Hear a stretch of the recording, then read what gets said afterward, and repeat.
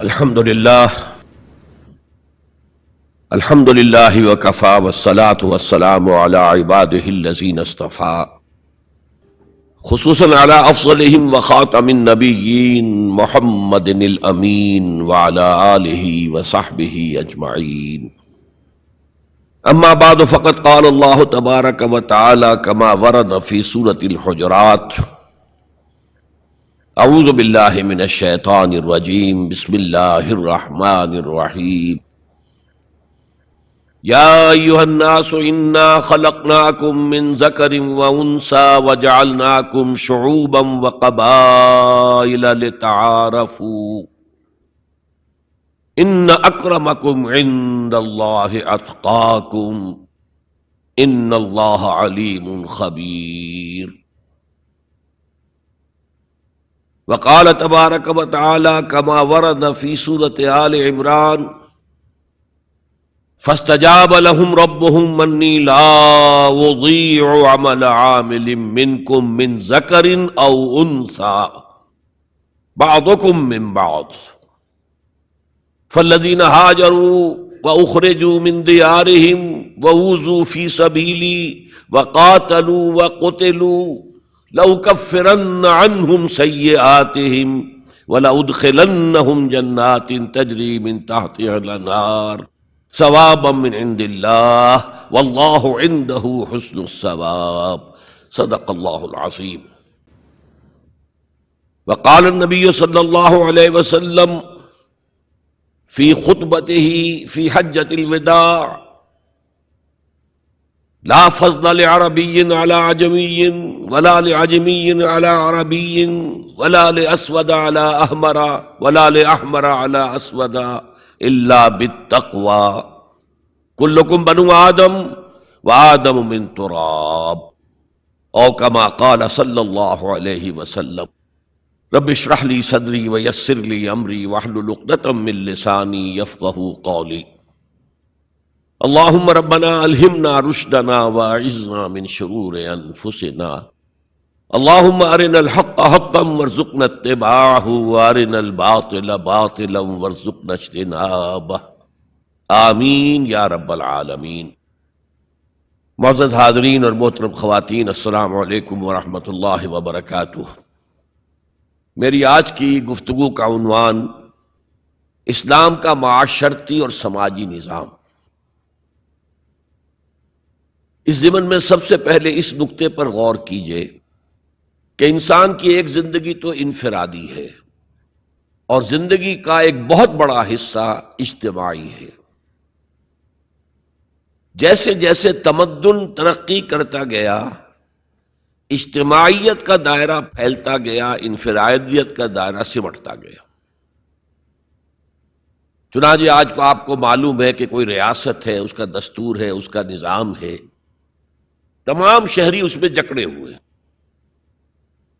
اور اب تو پوری دنیا جو ہے وہ ایک شہر کے مانند ہو گئی ہے، اور کہا جا رہا ہے کہ یہ گلوبل ولیج ہے، یہ تو ایک گاؤں کی شکل اختیار کر گیا.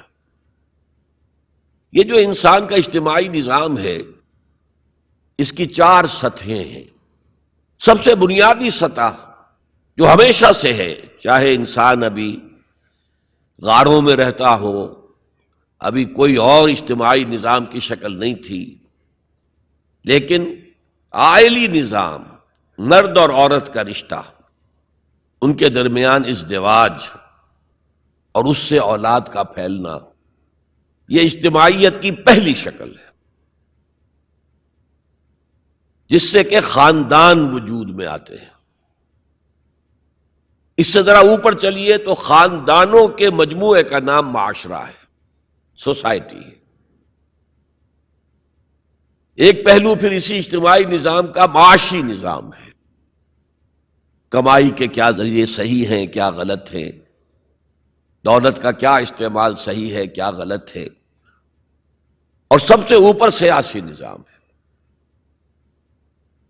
اب اگر آپ اس کو سمجھیں گے کہ ایک جیسے مثلث ہوتی ہے، نیچے بیس ہے، دونوں طرف سے زاویے جو ہیں اس کے دونوں اضلاع جا رہے ہیں، اوپر مل جاتے ہیں،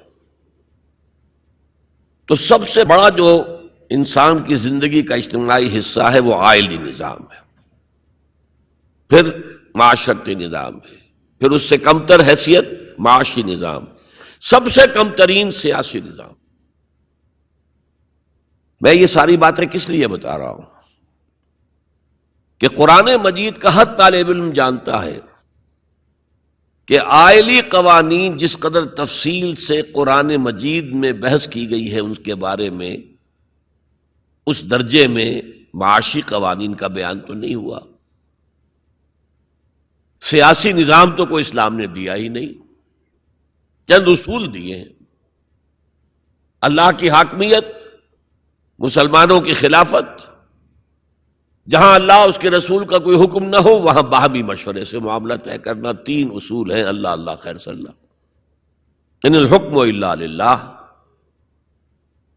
اور انی جاعل فی الارض خلیفہ، یا داؤد انا جعلناک خلیفۃ فی الارض، اور امرہم شورا بینہم، جہاں اللہ اور اس کے رسول کا حکم نہیں ہے تو آپ اسمبلی کے ذریعے سے اس طرح چاہیں کاؤنٹنگ آف ووٹ سے، مشورے سے فیصلہ کر سکتے ہیں۔ تین اصول ہیں بس، اس پر ریاست جو ہے وہ پارلیمانی ہو، وہ صدارتی ہو، ان میں سے نہ کوئی واجب ہے نہ کوئی حرام ہے، یونٹری ہو وحدانی، یا فیڈرل ہو یا کانفیڈرل ہو، ان میں سے بھی کوئی چیز نہ واجب نہ فرض نہ حرام، یہ آپ کے اپنی مرضی سے ہے، آپ اپنی باہمی مشورے سے جو لوگ چاہتے ہوں اختیار کر لیں۔ نظام کے بارے میں کوئی سیاسی نظام کا ڈھانچہ ہمیں ایسا نہیں دیا گیا کہ وہ واجب ہے آپ پر، اصول دیے گئے۔ معاشیات کے ضمن میں سود حرام، جوا حرام، نشہ آور چیزوں کی تجارت حرام، انسان کے سفلی جذبات کو، شہوانی جذبات کو بھڑکا کر کمائی کرنا حرام، بس۔ باقی میدان کھلا ہے، محنت کرو، جد و جہد کرو، کماؤ، جو تم کماؤ گے تمہارا ہوگا، البتہ ایک حد سے اوپر جاؤ گے زکوٰۃ لے لی جائے گی، تاکہ جو پیچھے رہ گئے ہیں ان کی ضروریات پوری کی جا سکے۔ جہاں آزاد معیشت ہوگی وہ ایسے ہی ہے جیسے کہ آزاد دوڑ ہو رہی ہے، اور جب دوڑ میں ظاہر بات ہے کہ آپ اگر تو انہیں رسے سے باندھ دیں گے تب تو نہ کوئی آگے رہا نہ پیچھے رہا، لیکن دوڑ کا فائدہ کیا ہے؟ دوڑ تو یہ ہے کہ ذرا وہ شخص جو تیز دوڑ سکتا ہو وہ نمایاں ہو۔ تو فری اکانومی جہاں بھی ہوگی، کوئی آگے نکل جائیں گے کوئی پیچھے رہ جائیں گے، تو پیچھے والوں کے بھی کچھ حقوق کا لحاظ کیا جائے۔ زکوٰۃ کیا ہے؟ تؤخذ من اغنیائہم ترد الی فقرائہم، ان کے امیروں سے وصول کی جائے گی، ان کے غریبوں کو دے دی جائے گی، بس یہی جو ہے اسلام کا معاشی نظام ہے۔ لیکن معاشرتی نظام پر بڑی بحثیں آئی ہیں، سورہ نور، سورہ احزاب، بہت مفصل، سورہ نساء، اور عائلی قوانین پر جو میں نے کہا تھا بالکل پہلے نیچے بیس ہے وہ اس مثلث کا، اس پر آپ دیکھتے ہیں کہ کئی رکوع، 3-4 رکوع تو سورہ بقرہ میں ہے، پھر سورہ نساء میں ہے، سورہ مائدہ میں ہے، پھر سورہ نور میں ہے، سورہ احزاب میں ہے، سورہ مجادلہ میں ہے، سورہ طلاق میں ہے، سورہ تحریم میں ہے۔ یہ عائلی قوانین تو بہت ہی تفصیل کے ساتھ بیان کیے گئے۔ حکمت کیا ہے کہ یہی تو ہے جڑ، بنیاد تو یہی ہے۔ اگر اسی بنیاد میں خرابی آ گئی تو خشت اول چونہد معمار کج، تا سریا می رود دیر کب دیوار کج، اگر پہلی اینٹ جو ہے دیوار کی ٹیڑھی رکھی گئی تو بناتے جائیے آپ، اوپر ٹیڑھ جائے گا آخر تک۔ اس لیے عائلی نظام کو سب سے زیادہ تفصیل کے ساتھ قرآن مجید میں بیان کیا گیا۔ اب دوسرا نقطہ دیکھیے، اسلام کے معاشرتی نظام کا جو اصل الاصول ہے، پہلی بنیادی بات جو ہے وہ کیا ہے؟ تمام انسان مرتبے میں برابر ہیں، پیدائشی طور پر کوئی انسان افضل نہیں، کوئی ارذل نہیں، کوئی اونچا نہیں، کوئی نیچا نہیں، پیدائشی طور پر اونچ نیچ ہوگی، وہ ہوگی ایکوائرڈ کریکٹرز کی وجہ سے، جو آپ نے حاصل کیا۔ آپ نے علم زیادہ حاصل کیا، آپ کی ایک عزت ہو جائے گی۔ آپ میں تقوی زیادہ ہے، خدا ترسی زیادہ ہے، آپ کی عزت کی جائے گی۔ آپ خادم خلق ہیں، آپ کی عزت کی جائے گی۔ لیکن یہ ساری چیزیں ایکوائرڈ ہیں، بعد میں انسان نے حاصل کی ہیں۔ پیدائشی طور پر کوئی انسان اونچا نہیں، کوئی انسان نیچا نہیں۔ یہ بڑا انقلابی پیغام ہے قرآن کا، اور یہ سمجھیے کہ پورے عالم انسانیت کے لیے، میں ابھی گواہی بھی آپ کے سامنے پیش کروں گا کہ عالم انسانیت میں پہلی مرتبہ یہ پیغام اسلام نے دیا۔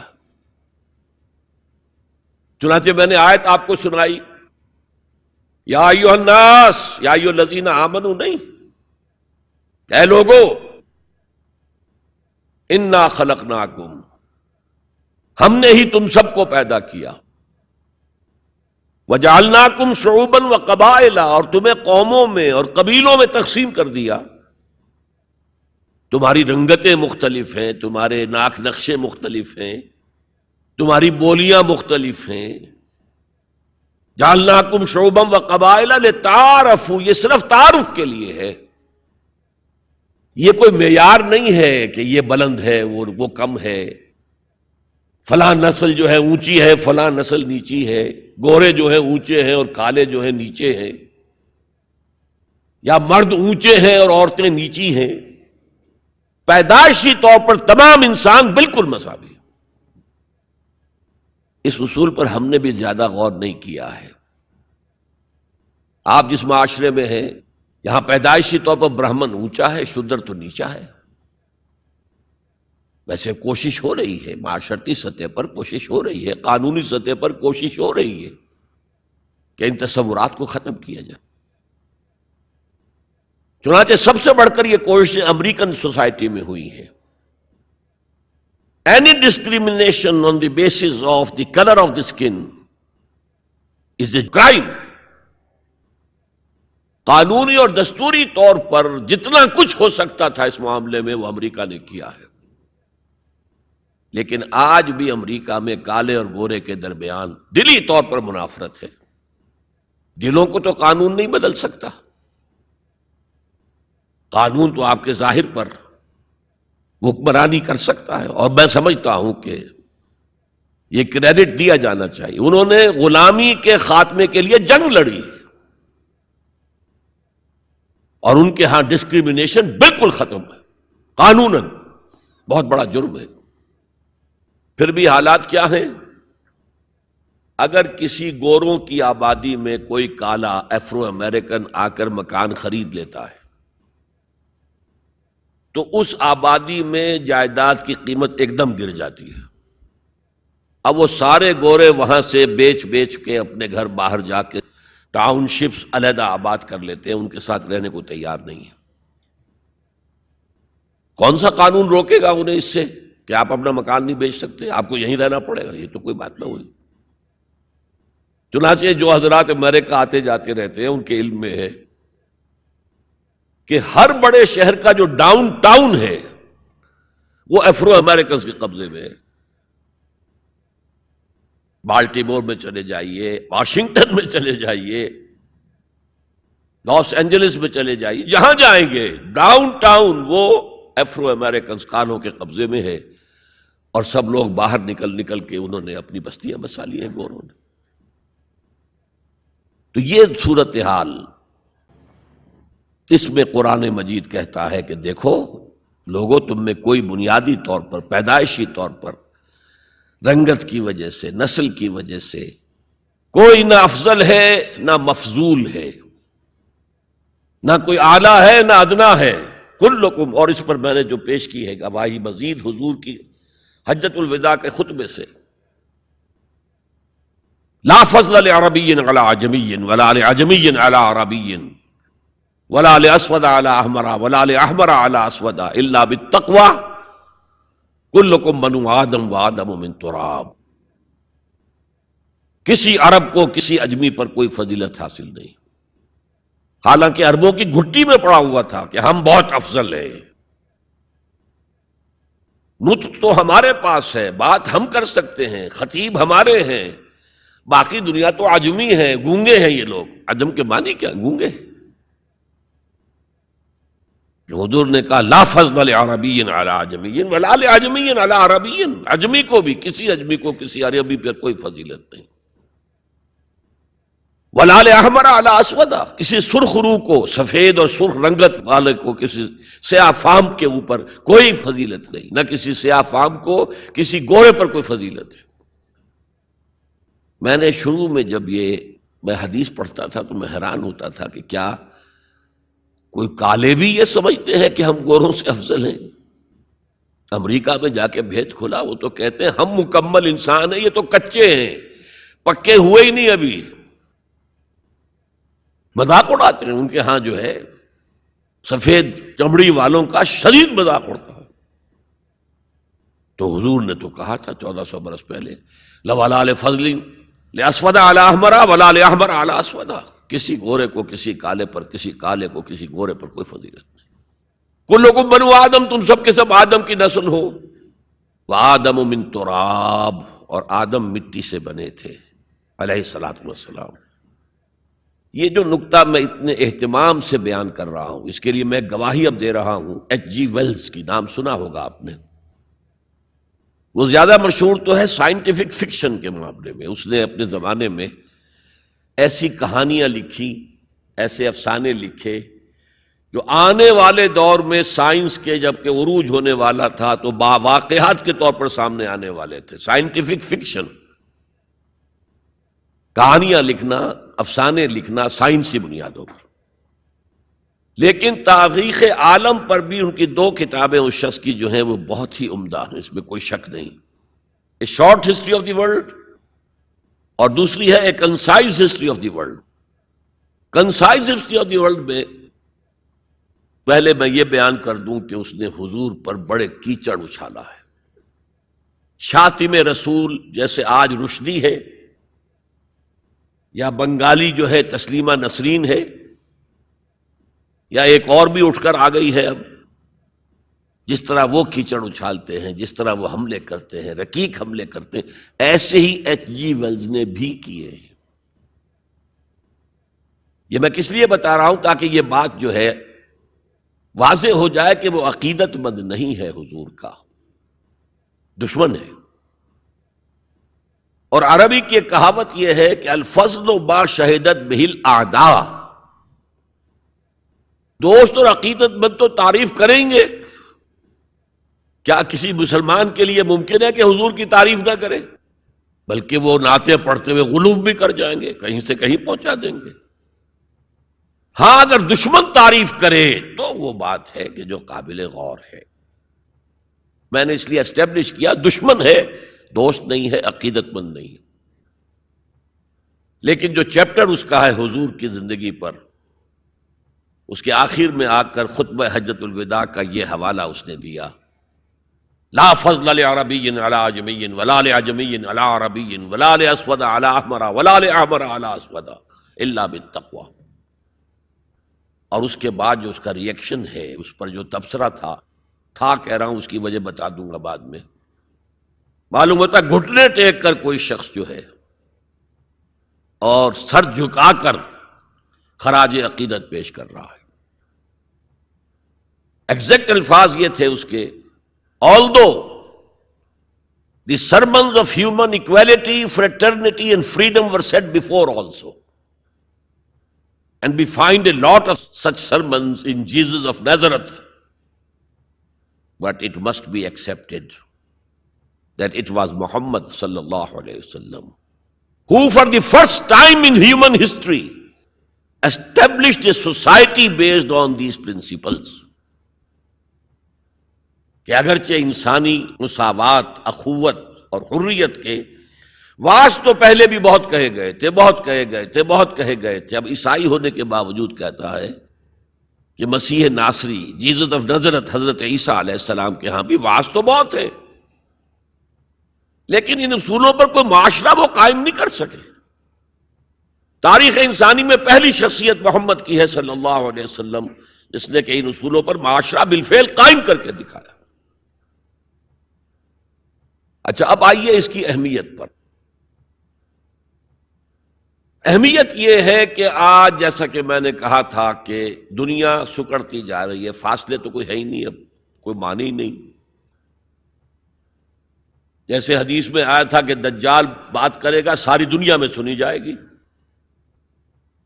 آج کوئی دجال صاحب جو ہے واشنگٹن سے تقریر کرتے ہیں اور پوری دنیا میں سنی جاتی ہے۔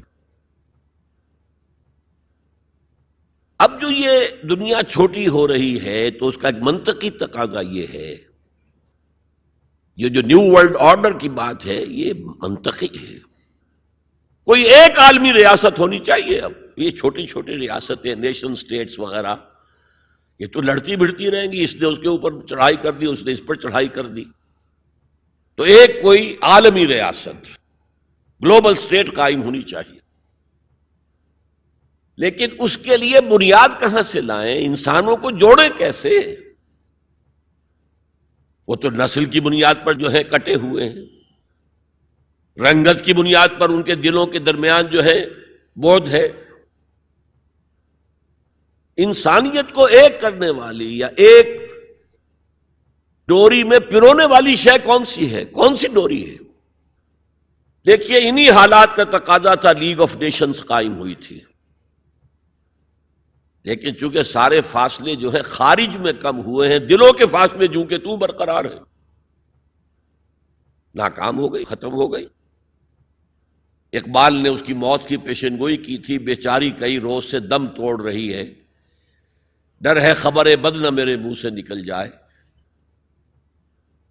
تقدیر تو مبرم نظر آتی ہے ولیکن پیران کلیسا کی دعا ہے کہ یہ ٹل جائے، کسی طرح لیگ آف نیشنز باقی رہ جائے۔ ختم ہو گئی، اب یونائٹڈ نیشنز ہے، بالفعل ختم ہو چکی،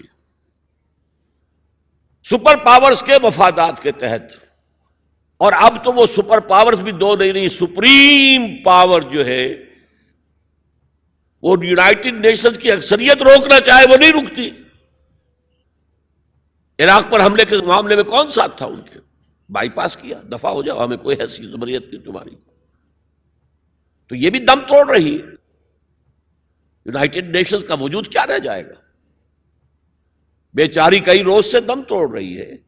یہ عراق پر حملے کے ساتھ یہ ہے اس کا دم جو ہے عالم نزاع شروع ہو چکا ہے، ڈر ہے خبر بد نہ میرے منہ سے نکل جائے، تقدیر تو مبرم نظر آتی ہے، تو اٹل نظر آتا ہے کہ یہ فیل ہو جائے گا، ادارہ ختم ہو جائے گا۔ پیران کلیسا کی دعا ہے کہ یہ ٹل جائے، وہاں دعائیں ہو رہی ہیں کہ ابھی یہ برقرار رہے۔ اس پس منظر میں قرآن دو بنیادیں دیتا ہے کہ جو تمام انسانوں کو جوڑنے والی ہیں، ایک وحدت الہ، وحدت خالق، تم سب کا خالق ایک ہی ہے، اللہ۔ اب ایوولوشن کی تھیوری ماننے والے کیسے مانیں گے کہ کوئی ایک اللہ ہے، کوئی ایک خالق ہے؟ تو نہیں مان سکتے۔ نمبر دو، تم سب ایک ہی جوڑے کی اولاد ہو، یا ایھا الناس انا خلقناکم، اے تمام انسانوں ہم نے تم سب کو پیدا کیا۔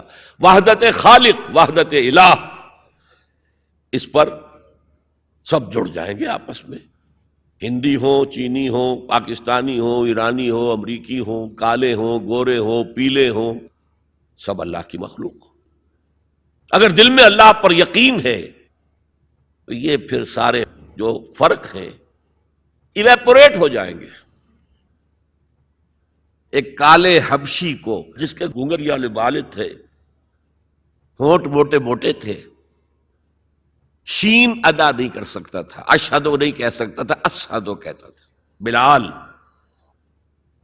اور حضرت عمر فاروق جو اسلام سے پہلے بڑے نیشنلسٹ تھے، اپنی قرشیت پر فخر، اپنے خاندان پر فخر، اور وہ عمر فاروق جبکہ وہ خلیفہ تھے حضرت بلال کا نام نہیں لیتے تھے سیدنا کے بغیر، سیدنا بلال، سیدنا بلال، سیدنا بلال۔ حضرت ابو بکر کے بارے میں فرماتے ہیں ابو بکر سیدنا وآتق سیدنا، ابو بکر خود بھی ہمارے سردار ہیں، انہوں نے ہمارے سردار کو آزاد کرایا تھا خرید کر۔ تو یہ فرق تو جب تک کہ آپ اللہ پر ایمان نہ رکھتے ہوں تو کوئی بنیاد ہی نہیں ہے. ہمارے ان کے درمیان کیا بنیاد ہے؟ پتہ نہیں کون سے قسم کے بندروں کی اولاد جو ہے ہندوستان میں بس رہی ہے اور کون سے قسم کے شمپینزیز کی اولاد جو ہے وہ کہیں اور بس رہی ہے. ان کا تو کوئی رشتہ آپس میں ہے ہی نہیں. پھر یہ کہ وحدت آدم و حوا، انا خلقناکم، نمبر 1 من ذکر و انثی، ایک مرد اور ایک عورت سے پیدا کیا. تو ایک تو اخوت دینی ہے، اخوت اسلامی ہے، وہ تو بڑی اونچی بات ہے. اخوت انسانی، تمام انسان. اب آپ فرمائیے حضرت حوا کے رحم پر جا کر تمام انسان ایک نہیں ہو جائیں گے؟ والدہ کے رحم کے اعتبار سے بہن بھائی جو ہیں وہ بھائی بھائی اور بہنیں ہیں. دادی کے اس پر جائیے تو وہ ایک بڑا کنبہ وجود میں آ جائے گا. چچا تائے کی ساری اولاد اس میں مل جائے گی، اور اسی طریقے سے خالاؤں کی اور پھپھیوں کی اولاد شامل ہو جائے گی. اس سے آگے جائیے، اس سے آگے جائیے، سب جا کر آدم اور حوا پر جمع ہو جائے گی. تو آج جو زمانے کا تقاضا ہے کہ یہ فاصلے کم ہو، نوع انسانی جمع ہو، ایک وحدت ہو جائے، وہ تقاضا صرف اسلام کی بنیاد پر طے ہو سکتا ہے، پورا ہو سکتا ہے. کسی اور کے پاس اس کے لیے کوئی بنیاد نہیں. میں نے کہا تھا نا کہ کسی کالے کو گورے پر نہیں، کوئی گورے کو کالے پر فضیلت نہیں. ساتھ ہی کہا تھا مرد کو عورت پر کوئی فضیلت نہیں.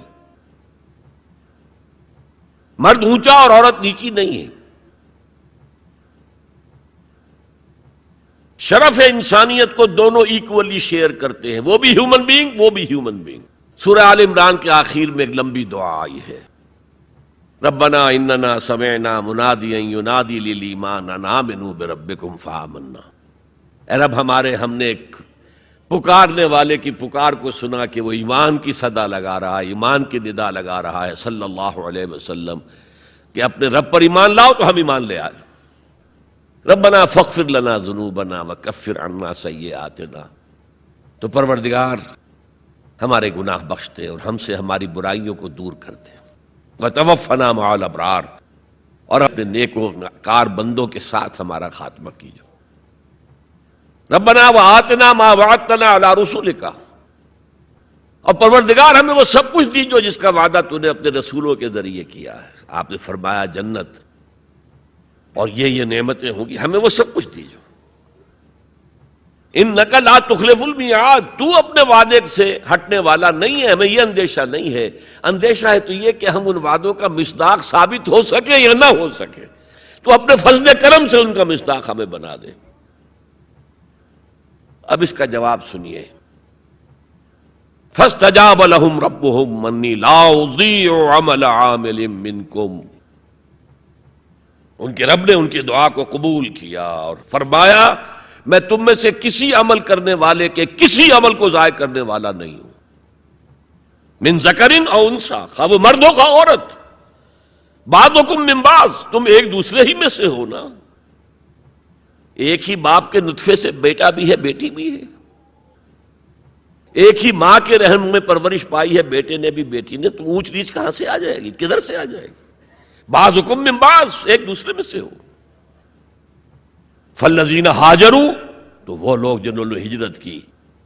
تو ہجرت صرف مردوں تو نے کی، عورتوں نے بھی کی. وَأُخْرِجُوا مِن دِيَارِهِمْ، جو اپنے گھروں سے نکالے گئے، ان میں مرد بھی تھے عورتیں بھی تھیں. وَأُوذُوا فِي سَبِيلِي، اور جنہیں میری راہ میں ایذا پہنچائی گئی، ان میں مرد بھی تھے عورتیں بھی تھیں. پہلے شہید ہونے والے 2 میاں بیوی، ایک جوڑا، حضرت یاسر رضی اللہ تعالی عنہ اور حضرت سمیہ ان کی اہلیہ رضی اللہ تعالی عنہ. شدید ترین ٹارچر کیا ابو جہل نے اور پھر شہید کر دیا. وقاتلوا وقتلوا، پھر انہوں نے قتال بھی کیا، اللہ کی راہ میں جنگ بھی کی اور قتل بھی ہوئے. تو ان تمام کاموں کے اندر مرد اور عورت شریک رہے. قتال سے میں نے عرض کیا تھا کہ فرضیت اس کی جو ہے وہ خواتین پر نہیں ہے. اس کے باوجود خواتین نے حصہ لیا، جاتی تھی، مرہم پٹی ان کے ذمے، آخر جنگ میں زخمی ہوں گے، آئیں گے. کوئی مرد اس میں لگیں گے تو ورکنگ جو ہماری طاقت ہے وہ کم ہوگی. پھر یہ کہ آخر خوراک کا بندوبست تو کرنا ہے، کھانے کا جو ہے راشن کا وہ کرتے تھے. تو یہ سب کے سب برابر کے شریک ہیں. سنیے دوبارہ الفاظ، فاستجاب لهم ربهم انی لا اضیع عمل عامل منکم من ذکر او انثى بعضکم من بعض فالذین ہاجروا واخرجوا من دیارهم واوذوا فی سبیلی وقاتلوا وقتلوا لأکفرن عنہم سیئاتہم، میں لازماً دور کر دوں گا ان سے ان کی برائیوں کو، وَلَأُدْخِلَنَّهُمْ جَنَّاتٍ تَجْرِي مِن تَحْتِهَا الْأَنْهَارُ، اور انہیں لازماً داخل کروں گا ان باغات میں کہ جن کے دامن میں ندیاں بہتی ہوں گی. ثوابا من عند اللہ، یہ بدلہ ہوگا اللہ کے پاس سے. واللہ عندہ حسن الثواب، اور یقیناً بہترین بدلہ تو اللہ ہی کے پاس ہے. مساوات مرد و زن کے اس نظریے کو سمجھ لیجئے. دوسرا نظریہ میں بتاؤں گا جو آج دنیا مغرب سے لے رہی ہے، وہ سراسر گمراہی ہے، سراسر گمراہی ہے، سراسر گمراہی. لیکن نیکیوں کے میدان کھولے ہوئے ہیں مردوں کے لیے، عورتوں کے لیے. جو مرد کمائے گا نیکی وہ اس کے لیے ہے، جو عورت نیکی کمائے گی وہ اس کے لیے ہے. انڈیویجویلٹی ہے، فریڈم ہے، فریڈم آف ول ہے، مساوی ہے. اور اسی لیے میں نے یہ جو آیت ہے دیکھیے، اس میں 10 اوصاف میں مردوں عورتوں کو برابر برابر. عام طور پر قرآن کا اسلوب یہ نہیں ہے، اسے عربی میں کہتے ہیں برسبیل تغلیب. ایک مجمع ہے، مرد بھی ہیں عورتیں بھی ہیں، تو مذکر میں خطاب ہوگا، مؤنث کے صیغے سے خطاب نہیں ہوگا. وہ تابع ہیں، ساتھ ہی آ جائیں گے. لیکن یہ آیت دیکھیے کتنی طویل ہے. ان المسلمین والمسلمات، یقیناً فرما بردار مرد اور فرما بردار عورتیں، والمومنین والمومنات، اور صاحب ایمان مرد اور صاحب ایمان عورتیں، والقانتین والقانتات، اور فروتنی اختیار کرنے والے مرد اور فروختنی اختیار کرنے والی عورتیں، والصادقین والصادقات، اور سچ بولنے والے مرد اور سچ بولنے والی عورتیں، والصابرین والصابرات، اور صبر کرنے والے مرد اور صبر کرنے والی عورتیں، والخاشعین والخاشعات، اللہ کے سامنے جھکنے والے مرد اور جھکنے والی عورتیں، والمتصدقین والمتصدقات، صدقہ دینے والے مرد اور صدقہ دینے والی عورتیں، والصائمین والصائمات، اور روزہ رکھنے والے مرد اور روزہ رکھنے والی عورتیں، والحافظین فروجہم والحافظات، اور اپنی شرمگاہوں کی حفاظت کرنے والے مرد اور اپنی شرمگاہوں کی حفاظت کرنے والی عورتیں، والذاکرین اللہ کثیرا والذاکرات، اور کثرت سے اللہ کا ذکر کرنے والے مرد اور کثرت سے اللہ کا ذکر کرنے والی عورتیں. اعد اللہ لہم مغفرۃ واجرا عظیما، اللہ تعالیٰ نے ان سب کے لیے تیار کیا ہوا ہے. اعد اللہ لہم مغفرۃ، ایک تو مغفرت انہیں ملے گی اور اجر عظیم ملے گا. یہ ہے وہ تصور مساوات مرد و زن، کوئی اونچا نہیں کوئی نیچا نہیں. البتہ اب میں اگلے قدم پر آ رہا ہوں. ابھی تک تو افراد کی بات ہو رہی ہے، اب وہ ایک مرد اور ایک عورت شادی کرتے ہیں. یہاں آپ کو سمجھ لینا چاہیے اب وہ برابر نہیں رہے،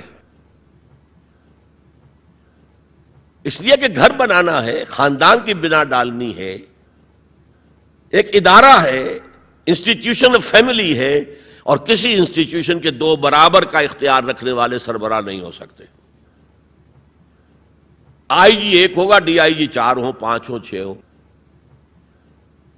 کوئی فرم ہے، مینیجنگ ڈائریکٹر 1 ہوگا، آپ 100 ڈائریکٹر رکھ لیں، مینیجنگ ڈائریکٹر 2 نہیں ہو سکتے، کوئی کاروبار چل ہی نہیں سکتا.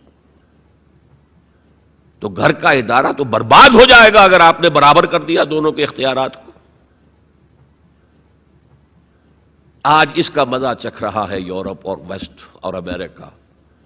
خاندانی نظام ٹوٹ گیا. آج وہ شادی کرتے ہی نہیں، مرد شادی نہیں کرتے. کیوں کریں؟ قانون آپ نے یہ بنا دیا ہے کہ آپ نے آج شادی کی اور 1 مہینے کے بعد آپ اپنی بیوی کو طلاق دیں تو اپنی پوری دولت کا نصف دینا پڑے گا اسے. وہ کہتے ہیں ہم نہیں کرتے یہ. لیکن عورت کی تو ضرورت ہے نا، مرد کی ضرورت عورت ہے، لیکن عورت کی ضرورت بھی تو ہے مرد.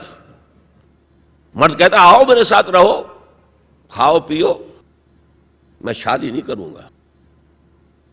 وہ یہ کہتے ہیں وی آر لیونگ ٹوگیدر، بس we are not married, we are living together. بچے بھی ہو رہے ہیں.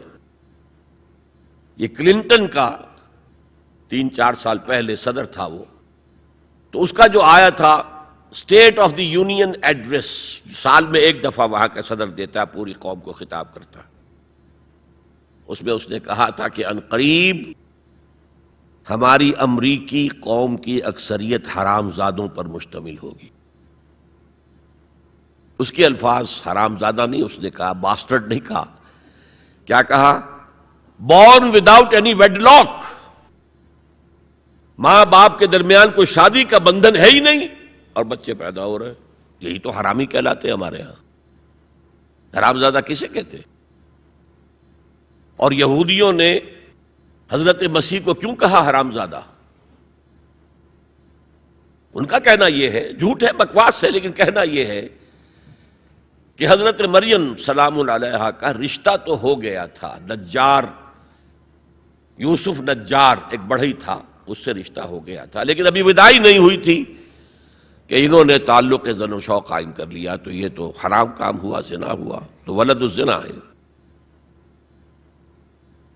بہرحال خاندان کا ادارہ تلپٹ ہو کر رہ گیا ہے. بنیادی طور پر اس کے لیے آئلی قوانین جو قرآن نے دیے. میں نے بارہا کہا کہ میں مسلمانان بھارت کو سلام کرتا ہوں. انہوں نے اپنی آئلی قوانین میں آج تک کوئی دخل اندازی نہیں ہونے دی، جبکہ ہمارا حال یہ ہے کہ 1962 میں ایک ڈکٹیٹر، خود ساختہ فیلڈ مارشل، اس نے آئلی قوانین کا آرڈیننس نافذ کیا، جس کو سب نے کہا، شیعہ، سنی، دیوبندی، بریلوی، اہل حدیث، جماعت اسلامی، سب نے کہا یہ غلط ہے اسلام کی روح سے، لیکن کوئی تحریک نہیں چلائی. جان تو کیا دینی تھی، کسی کے نکسیر تک نہیں پھوٹی. وہ آرڈیننس سے قانون بن گیا، اور ضیاء الحق صاحب 11 سال تک اسلام اسلام اسلام اسلام پکارتے چلے گئے، اس آرڈیننس کو ہاتھ نہیں لگایا. قوانین جو کے تو رہے،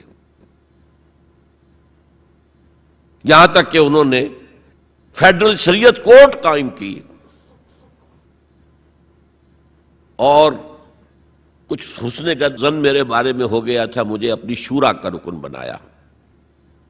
پہلے انہوں نے وزارت پیش کی تھی مرکزی، میں نے کہا نہیں جناب، میں ایک تو اس کا اہل نہیں ہوں، کبھی ان میدانوں میں گیا ہی نہیں، حکومت کے کوریڈورز میں میرا آنا جانا نہیں ہے، میں اس کا اہل نہیں ہوں. ثانیاً اصل حکومت فوج کی ہے، آپ نے ہمیں کرنے کچھ نہیں دینا، اور الزام ہم پر آئے گا. یہ ناکام ہوگا، اس لیے کہ اس سے پہلے کی ایک منسٹری تھی جس میں جماعت اسلامی اور جمعیت علماء اسلام کے وزراء تھے، اور ان دونوں کو داغدار کر کے اس نے نکال باہر کیا تھا. یہ کوئی کام نہیں کر سکے. بھائی کام تم کرنے دو تو کرے. تم تو کہتے ہو میری کانسٹیچوئنسی تو فوج ہے، یہ تو فوج کو راضی رکھنا ہے. بہرحال میں نے ان سے کہا تھا یہ ہے 2 جولائی سن 82 کی بات. میں نے کہا آپ اپنے ماتھے پر کلنک کا ٹیکا لیے پھر رہے ہیں، اور مجھے خیال بھی آیا کہ میں نے یہ کیا کیا. یہ تو میں نے تو محاورہ استعمال کیا تھا. ان کی پیشانی پر محراب تھا. میں نے سوچا یہ ناراض ہو نہیں ہوا. وہ اس معاملے میں بہت ٹھنڈے آدمی تھے، بہت متحمل مزاج. کہلے کیوں کہہ رہے ہیں آپ یہ؟ میں نے کہا دیکھیے آپ نے فیڈرل شریعت کورٹ بنائی، اس میں اپنے ہینڈ پکڈ علماء رکھے. تقی عثمانی کس کا چوائس ہے؟ آپ کا. پیر کرم شاہ کس کا چوائس ہے؟ آپ کا. ملک غلام علی کس کا چوائس ہے؟ آپ کا. اور اس کورٹ کے بھی ہاتھ باندھ دیے. ویسے تو یہ 2 بیڑیاں پہنائی تھی اور 2 ہتھکڑیاں، لیکن میں اس وقت اپنی گفتگو کے حوالے سے صرف ایک کا ذکر کر رہا ہوں، آئلی قوانین پر بھی آپ کوئی بات نہیں کر سکتے۔ میں نے کہا یہ کیا؟ یہ تو انگریز نے نہیں چھیڑے تھے ہمارے، اور بھارت کا مسلمان آج تک اس کی حفاظت کر رہا ہے۔ میں نے کہا دیکھیے یہ غلام احمد پرویز نے بنوائے تھے جو منکر حدیث تھا، اور اس کا اثر تھا چونکہ وہ گورنمنٹ آف پاکستان میں ڈپٹی سیکریٹری تھا کسی مرکزی محکمے میں، وہ اس کے زیر اثر جو ہے ایوب خان نے وہ قوانین بنائے۔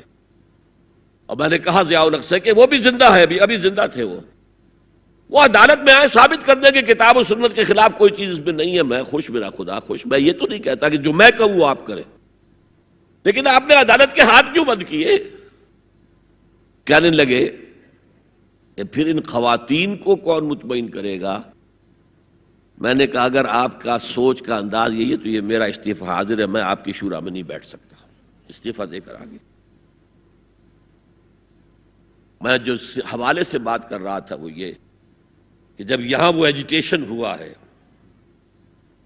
اور میں دلی میں تھا اور میں نے انگریزی اخبار میں فوٹو دیکھا تھا کہ جس قدر عظیم ایک جلسہ بمبئی میں ہوا تھا، کیپشن یہ تھا اخبار میں، اے میمتھ گیدرنگ آف بامبے مسلمز، میمتھ، اور اس میں ظاہر بات ہے ایجیٹیشن کے اندر جانیں بھی دینی پڑی، سب کچھ ہوا۔ پھر حکومت نے گھٹنے ٹیک دیے کہ نہیں؟ اور صرف گھٹنے نہیں ٹیکے، راجیو کی یہ تقریر لوک سبھا کی ریکارڈ پر ہے کہ میں نے تو اس سے پہلے کبھی مطالعہ نہیں کیا تھا، اب اس مسئلے پر مطالعہ کیا ہے تو میں نے دیکھا ہے کہ جتنے حقوق اسلام نے عورت کو دیے کسی مذہب نے نہیں دیے۔ یہ بات ہے جو اسے ماننی پڑی،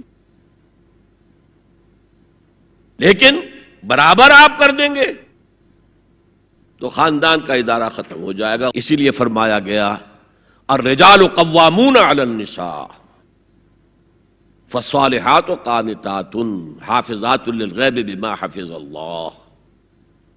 مرد حاکم ہیں عورتوں پر،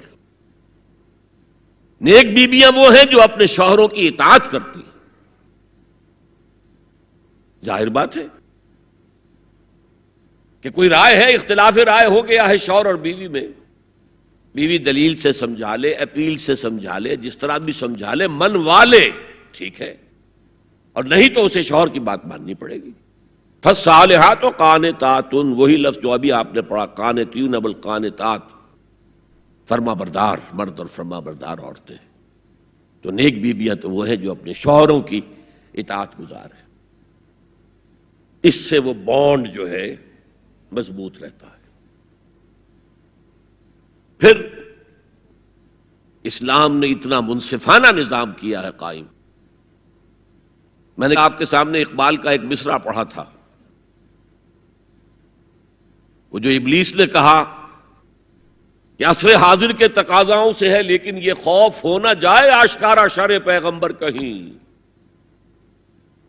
زمانے کا تقاضا، یہ زمانہ ادھر جا رہا ہے، مجھے خطرہ ہے اسلام آئے گا جو آج بش کو خطرہ ہے، آئے گا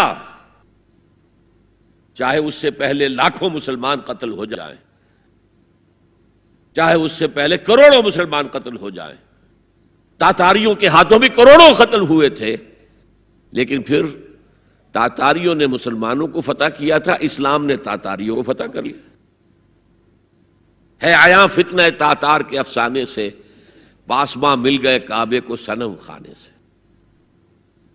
ہو سکتا ہے اب بھی ایسا ہو جائے، تو وہ ڈرتے ہیں کہ یہ نظام آئے گا، اس لیے اتنے خوف زدہ ہیں۔ جب اللہ نے مرد کو بنایا طاقتور زیادہ، اور عورت کا حسن یہ ہے کہ وہ نازک ہو۔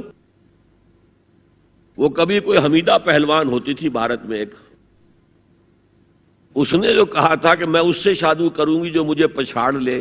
میں کون پچھاڑے گا اس کو، خود ہی پچھاڑ جائیں گے وہ۔ تو عورت کا حسن تو نزاکت میں ہے،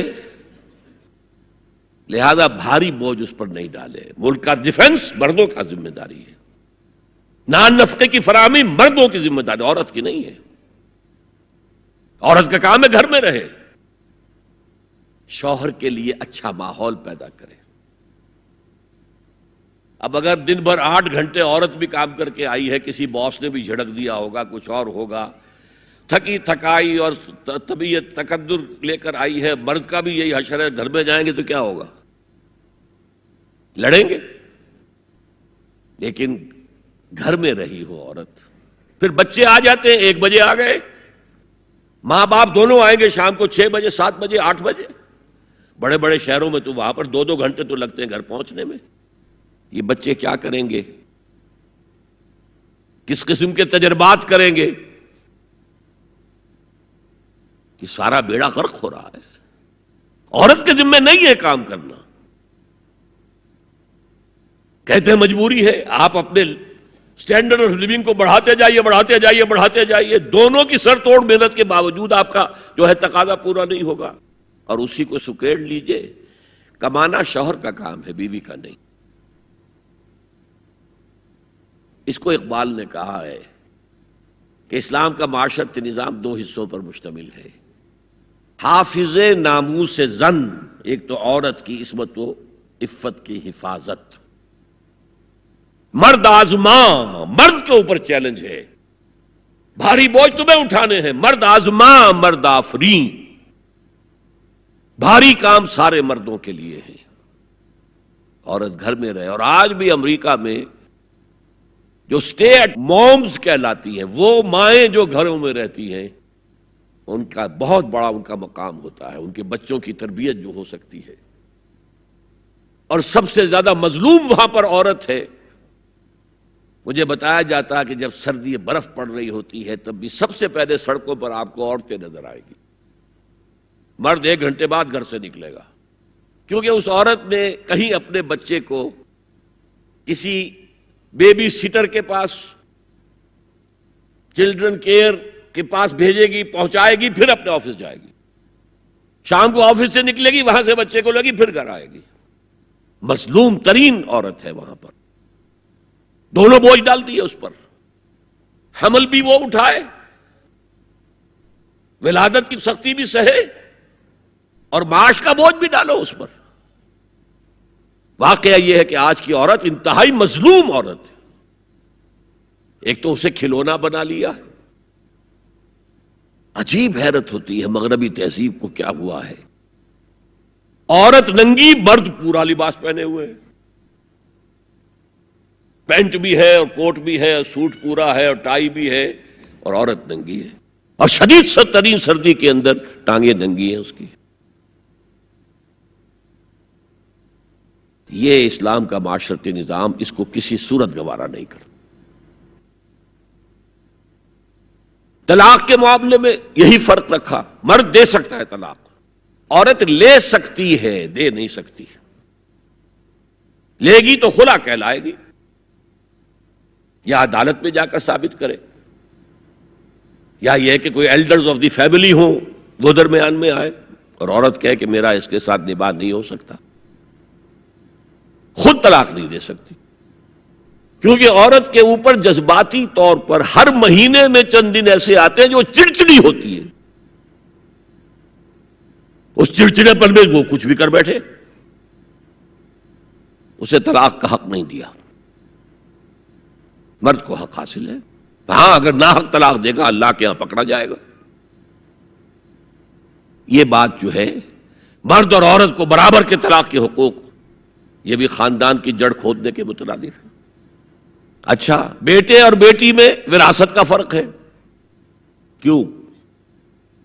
بیٹا شادی کرے گا تو مہر دے گا، لڑکی شادی کرے گی تو مہر لے گی. حالانکہ ضرورت لڑکی کو لڑکے کی ہے، لڑکے کو لڑکی کی ہے، دونوں کی ضرورت تو برابر ہے. لڑکا مہر دے اور لڑکی لے. کیوں؟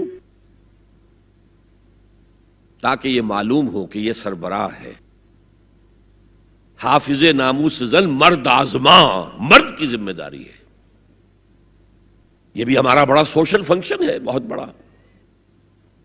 اور اس میں فضول خرچیاں ہو رہی ہیں. حرام کی کمائی ہوئی کمائی جو ہے وہ پانی کی طرح بہائی جاتی ہے. ابھی مجھے ایک صاحب نے بتایا کہ ممبئی میں 2 شادیاں ہوئی ہیں مسلمانوں میں. ایک میں 1.5 کروڑ روپیہ خرچ ہوا، ایک میں 80 لاکھ خرچ ہوا. ہم نے وہاں اصلاحی تحریک شروع کی. ضیاء الحق صاحب نے بھی کوشش کی تھی، آرڈیننس پاس کیا تھا، لیکن یہ چیزیں قانون سے نہیں. آپ کہیں کہ کسی دعوت میں 50 سے زیادہ مہمان نہیں آئیں گے، وہ 100 آ گئے تو زیادہ زیادہ یہ ہوگا پولیس والوں کو رشوت کا کھاتا کھل گیا، جو یہ پیسے لے جائیے صاحب. کبھی کبھی وہ پکی پکائی دیگیں لے جا کے اپنے تھانے میں بیٹھ کے کھاتے تھے. لیکن قانون سے نہیں بدلتا مزاج. ہم نے کیا طے کیا؟ دیکھو یہ ہے چٹان کی بنیاد. آپ کو بڑی اونچی بلڈنگ بنانی ہو تو دیکھنا پڑتا ہے چٹان نیچے بنیاد زمین کیسی ہے. تو بنیاد کیا ہے؟ آپ سادگی کرو سادگی کرو سادگی کرو، یہ واسطہ بے معنی ہے بالکل. اس لیے کہ غریب کی سادگی کچھ اور ہے، امیر کی سادگی کچھ اور ہے. سادگی کے ایک معنی تو نہیں ہے. لہذا کوئی جو ہے راک فاؤنڈیشن وہ تلاش کی جائے. وہ ہم نے کی تلاش. جو تقریب حضور سے صحابہ سے ثابت ہے ضرور کرو ضرور کرو ضرور کرو. عضوا علیہا بالنواجذ، اپنے دانتوں سے پکڑ لو اس کو. اور جو تقریب ثابت نہیں حضور سے اور صحابہ سے، یقیناً یہ کہیں باہر سے آئی ہے. یا تو ہمارا خاندانی پس منظر جو ہے، اکثر تو ہندوؤں سے مسلمان ہوئے، وہ سادات ہوں، صدیقی ہوں، فاروقی ہوں، عثمانی ہوں، وہی ہیں نا جو باہر سے آئے تھے. باقی تو اکثریت یہیں سے.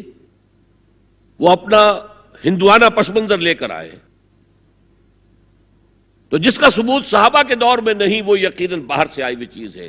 اس میں پھر سادگی نہیں، اس میں کمی نہیں، جڑ سے کاٹو اس کو. اس بنیاد پر ہم نے 5 فیصلے کیے ہیں. ذرا سن لیجئے آپ بھی، اگر آپ کوئی سوشل ورک کرنا چاہیں اس کو عام کریں.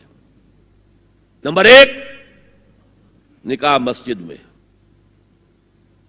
حدیث موجود ہے، ترمذی شریف کی روایت، اعلنوا ھذا النکاح واجعلوہ فی المساجد. نکاح کا اعلان عام کیا کرو، مسجدوں میں منعقد کیا کرو. میں حیران ہوتا ہوں کیوں نہیں علماء کرام نے اس کی طرف توجہ دلائی. حدیث ہے. ہاں میں مانتا ہوں ان کا کہنا یہ ہے کہ یہ یہاں جو امر ہے کہ مسجد میں منعقد کرو، یہ امر وجوب کے لیے نہیں ہے، استحباب کے لیے. مستحب ہے یہ کہ مسجد میں. تو بھائی مستحب کیوں چھوڑ رہے ہو تم؟ وہ اس لیے چھوڑنا پڑتا ہے، مولوی بیچارے کی حیثیت ہے ہی نہیں معاشرے میں کہ وہ کہے جناب یہاں آئیے میرے پاس، میں نہیں آؤں گا آپ کے گھر نکاح پڑھانے کے لیے. وہ اپنا رجسٹر بغل میں دبائے بیٹھا سوکھتا رہتا ہے. وہ تو آنی تھی بارات عصر کے وقت، مغرب بھی جا رہی ہے، آئی نہیں، وہ بیٹھا غریب. پہلے 20-30 روپے ملتے تھے، اب 200 300 400 ملتے ہیں. اور کیا ہے؟ میں نے انہیں یاد دلایا دیکھو شرم کرو. عیسائیوں نے آج تک اپنے چرچ کی اور اپنے پادری کی عزت یہ رکھی ہے کہ شہزادے اور شہزادی کی شادی ہوگی وہ بھی پادری چرچ میں آئیں گے. شہزادے کی شادی ہو رہی ہے تو جو ان کی پارلیمنٹ کے ساتھ ہے چرچ، وہاں شادی ہوگی. وہاں پردہ نہیں ہے، لڑکا لڑکی دونوں آمنے سامنے کھڑے ہو کر قول و قرار کریں گے. ہمارے ہاں پردہ ہے تو اس لیے لڑکی کے گھر بھی جائیں گے تو لڑکی تو محفل میں نہیں آئے گی. لڑکی کا ایک وکیل ہوگا، وہ وکیل اجازت لے کر آئے گا، 2 اس کے گواہ ہوں گے، ان کے سامنے اجازت لی گئی، پھر وہ نکاح خواہ کو اجازت دیں گے، وہ نکاح پڑھا دیں گے. پہلی بات یہ ہو گئی کہ نکاح مسجد میں. نمبر 2، نکاح کے موقع پر کوئی دعوت طعام نہیں، کوئی ثابت نہیں.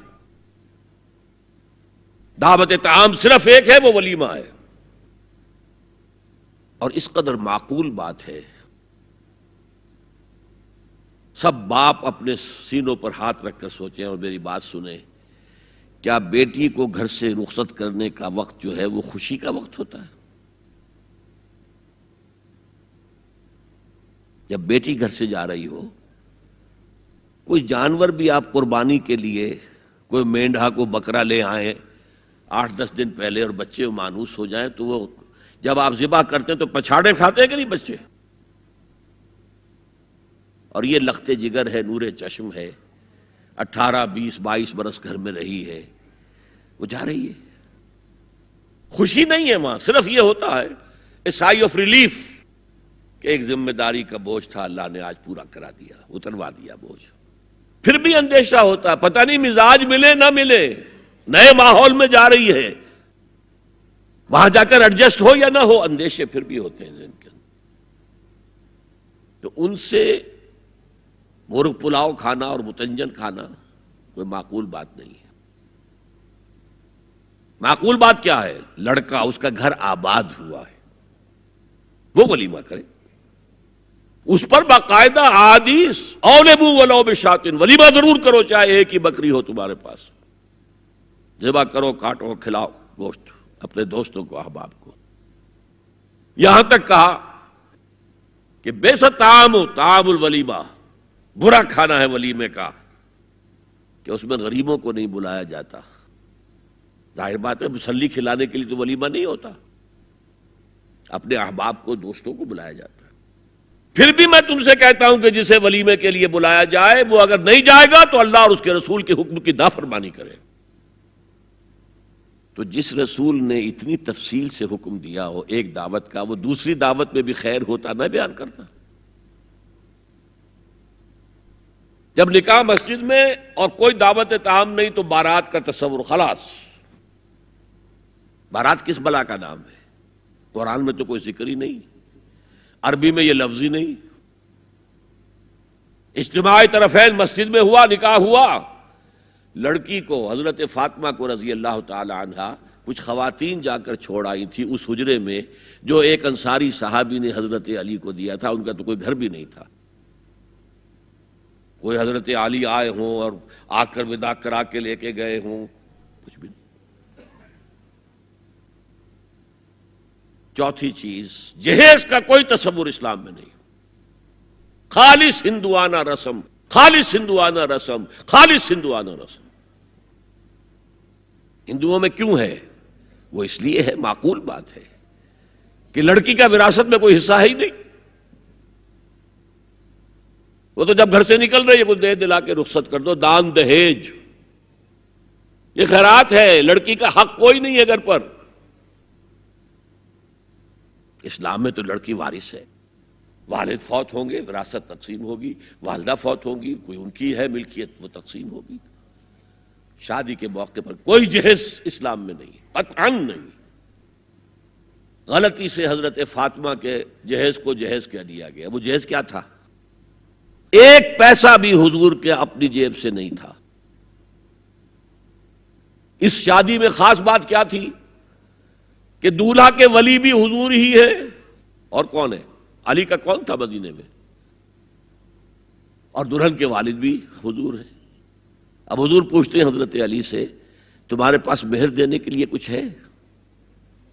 عرض کیا میرے پاس تو کچھ نہیں. وہ فقراء صحابہ میں سے تھے. فرمایا مہر تو دینا ہے. تمہارے پاس ایک زرہ ہوتی تھی؟ جی ہاں زرہ تو ہے. انہوں نے یہ سمجھا زرہ تو جہاد کے لیے ہے، کوئی وہ دولت تو نہیں ہے.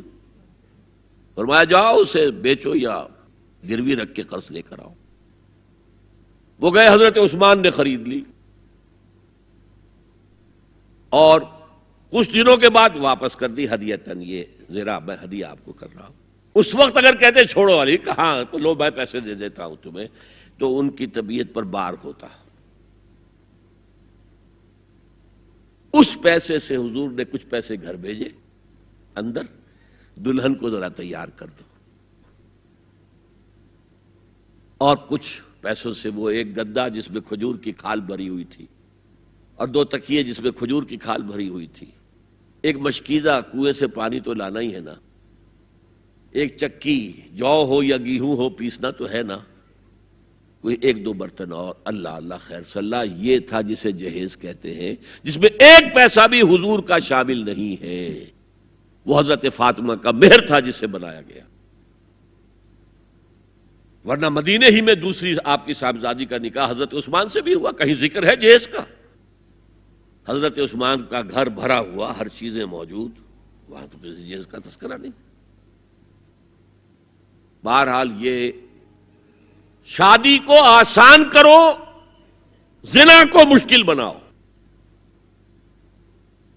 یہاں شادی کے لیے 9 من تیل ہوگا تو رادھا ناچے گی، ورنہ یہ کہ بڑی ہو رہی ہے، عمر ہو رہی ہے، سب کچھ ہو رہا ہے، لیکن کچھ تقاضے تو ہے نا، آخر کچھ تو کرنا ہوتا ہے نا. آخر کچھ نہ کچھ لوگوں کو تو کھانا کھلانا ہی ہوتا ہے نا، بارات تو آخر آئے گی ہی نا، کچھ نہ کچھ تو دینا ہی ہوگا، کچھ جوڑے کپڑے، کچھ یہ اسلام کا فلسفہ جو میں نے 4-5 باتیں آپ کو بتا، فلسفہ یہ ہے کہ لڑکی کے باپ پر 1 پیسے کا بوجھ نہیں، اس نے لڑکی پال پوس کے تمہارے حوالے کر دیا، اب اور کیا چاہتے ہو تم؟ سارا مرد آزماں مرد آفرین، مرد کو چیلنج دیا ہے، تم مرد ہو، مہر تم دو گے۔ اور سب سے بڑھ کر کیا ہو رہا ہے آج کل بھی ہوتا ہے، وہ ہمارے کچھ کام ہوتے ہیں اسلامی، وہ بھی ہے، کچھ وہی ہندوانہ پس منظر۔ نکاح کی محفل میں چھوارے کون لے کے آتا ہے جی؟ لڑکے والے۔ اور پلاؤ کن سے کھاتے ہیں بھائی؟ جس کو تمہیں مرغ پلاؤ کھلا رہا ہے وہ چھوارے نہیں بانٹ سکتا تھا؟ یہ ہے اسلام اور غیر اسلام کا امتزاج۔ چھوارے لڑکے والے لے کر آئیں گے اور پھر دعوت اڑائیں گے لڑکی والوں کی طرف سے۔ اب میں آ رہا ہوں تیسرے موضوع پر، اس کا تعلق بھی بنیادی طور پر خاندانی نظام کی مضبوطی کے لیے۔ خاندانی نظام مضبوط رہے گا جبکہ شوہر اور بیوی کی جتنی جنسی دلچسپی ہے وہ صرف آپس میں مرکوز ہو، شوہر کی بیوی پر، بیوی کی شوہر پر۔ ادھر ادھر نگاہیں جائیں گی، کوئی عورت دیکھی نگاہوں میں کھب گئی، وہی خواب میں آئے گی، اپنی بیوی کی طرف سے توجہ ہٹ جائے گی، اور یہ چیز، وہ بانڈ آف لو جو ہے بٹوین دی اسپاؤسز، اس کو کمزور کر دے گا۔ جنسی آوارگی نہ ہو، عورت کو چھپا کر رکھا جائے، وہ مستورات ہمارے ہاں کہلاتی تھی، مستورات۔ پردے کا جو احکام ہے اس جنسی بے راہ روی کو روکنے کے لیے، حسن کہتے ہیں عربی زبان میں قلعے کو، اور جو عورت ان تمام پردوں میں ہے، پردے کہہ رہا ہوں میں، ایک نہیں، اس کو محسنہ کہتے ہیں کہ وہ قلعے کے اندر ہے۔ یا تو وہ خاندان کے اندر رہ رہی ہے، بھائیوں کی اور باپ کی پشت پناہی حاصل ہے اسے، وہ اس کی عصمت و عفت کے محافظ ہیں، یا وہ شوہر کے گھر میں آ گئی ہے تو وقرن فی بیوتکن، اپنے گھروں کے اندر رہو وقار کے ساتھ، تو وہ ایک قلعے کے اندر ہے، محسنات۔ اب دیکھیے اس زمانے کی منافقت سب سے بڑی کیا ہے۔ ایک طرف نفسیات میں کہتے ہیں کہ فرائیڈ بابا آدم ہے جدید نفسیات کا، اور وہ کہتا ہے کہ انسانوں میں سب سے بڑا جذبہ، سب سے بڑا موٹیو جنسی ہے۔ اللہ نے بڑی کشش رکھی ہے،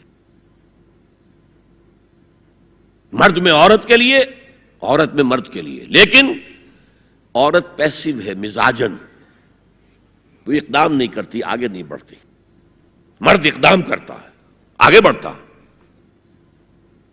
یہ جو کشش ہے،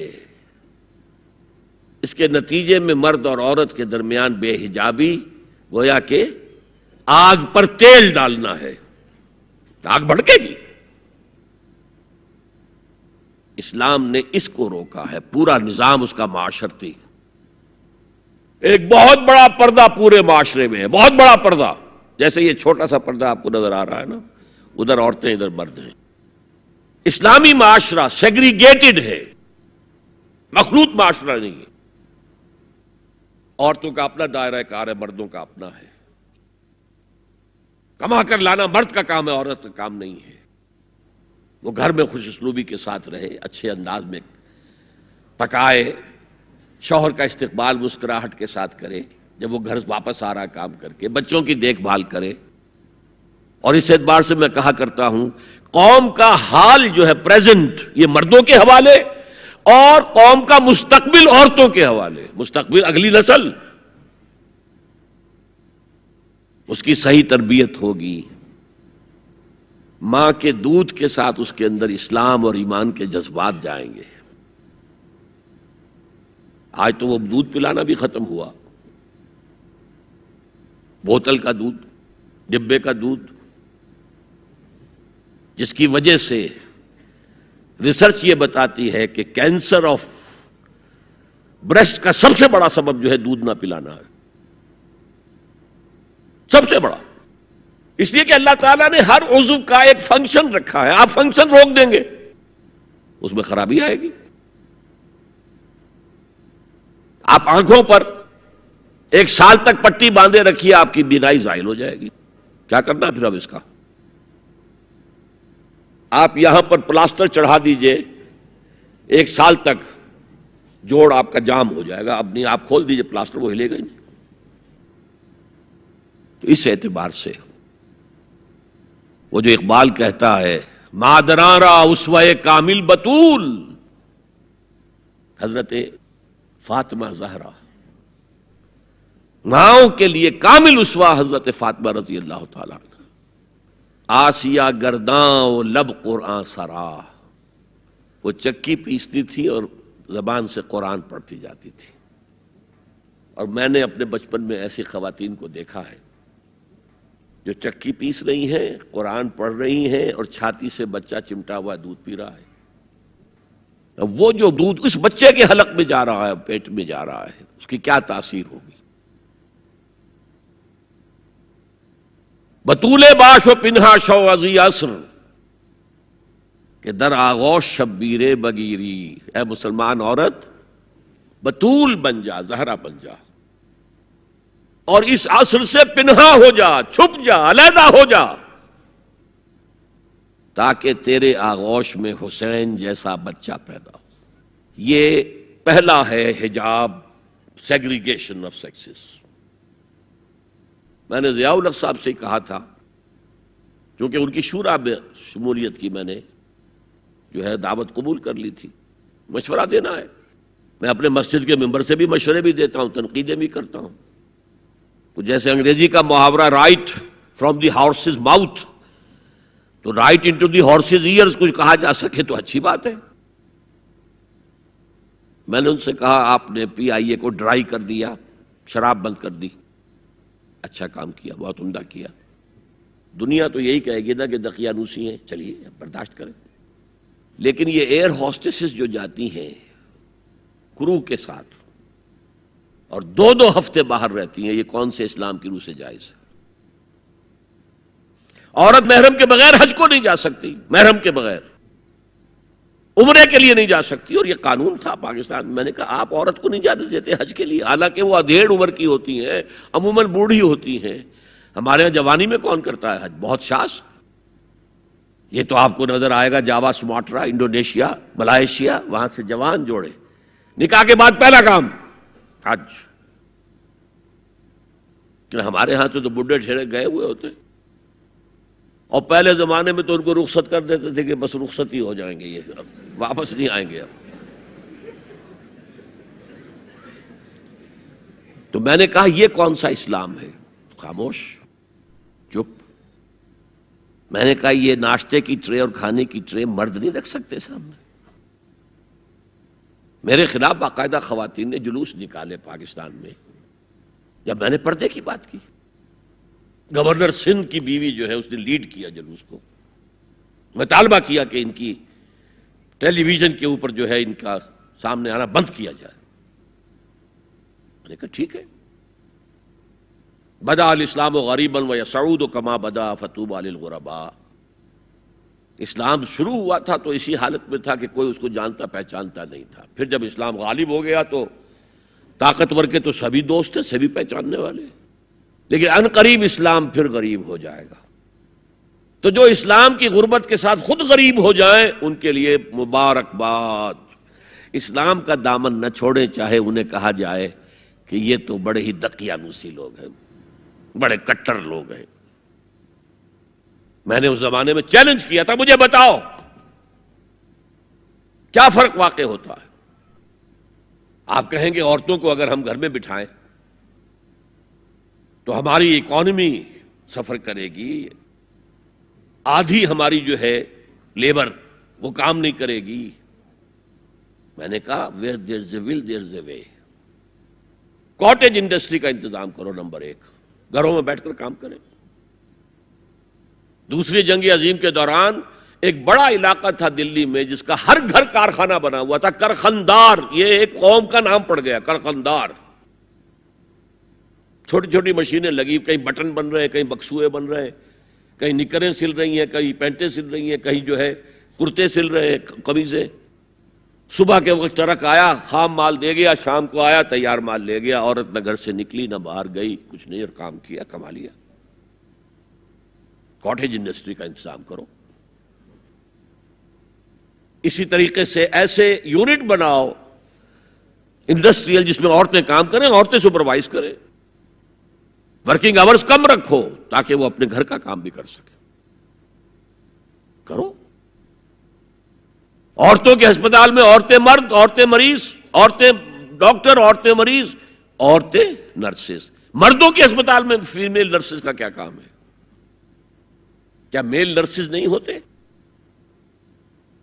اور کیا آرمی کے اندر جو فارورڈ یونٹس ہوتے ہیں کہ جو جاتے ہیں محاذ کے اوپر، ان میں کوئی عورت نرس جاتی ہے؟ میل نرسز جاتے ہیں، حالانکہ سب سے زیادہ نرسنگ کی ضرورت وہاں ہوتی ہے۔ کسی کا بازو اڑ گیا ہے، کسی کی ٹانگ اڑ گئی ہے، کسی کی پیٹ میں آ کر کسی بم کا ٹکڑا جو ہے لگایا، انتڑیاں باہر نکلی ہوئی ہیں، تو نرسنگ سب سے زیادہ وہاں ضروری ہے۔ وہاں تو فیمیل نرسز نہیں ہوتی، میل ہوتے۔ سیگریگیشن، سیگریگیشن، سیگریگیشن، یہ آگ اور پانی کا ملاپ درست نہیں ہے۔ تو بڑا، سب سے بڑا پردہ تو یہ ہے۔ دوسرا پردہ، دوسرا قلعہ، گھر کی چار دیواری۔ وَقَرْنَ فِي بُيُوتِكُنَّ وَلَا تَبَرَّجْنَ تَبَرُّجَ الْجَاهِلِيَّةِ الْأُولَىٰ۔ قرار پکڑو اپنے گھروں میں، وقار کے ساتھ رہو، ٹھہری رہو اپنے گھروں میں، اور بند سمر کر باہر نہ نکلو جیسے کہ تم جاہلیت کے دور میں نکلتی تھی۔ اس کو ہمارے ماڈرن لوگ کہہ دیتے ہیں یہ تو صرف ازواج مطہرات کے لیے تھا، اس سے بڑی جہالت کوئی نہیں ہو سکتی۔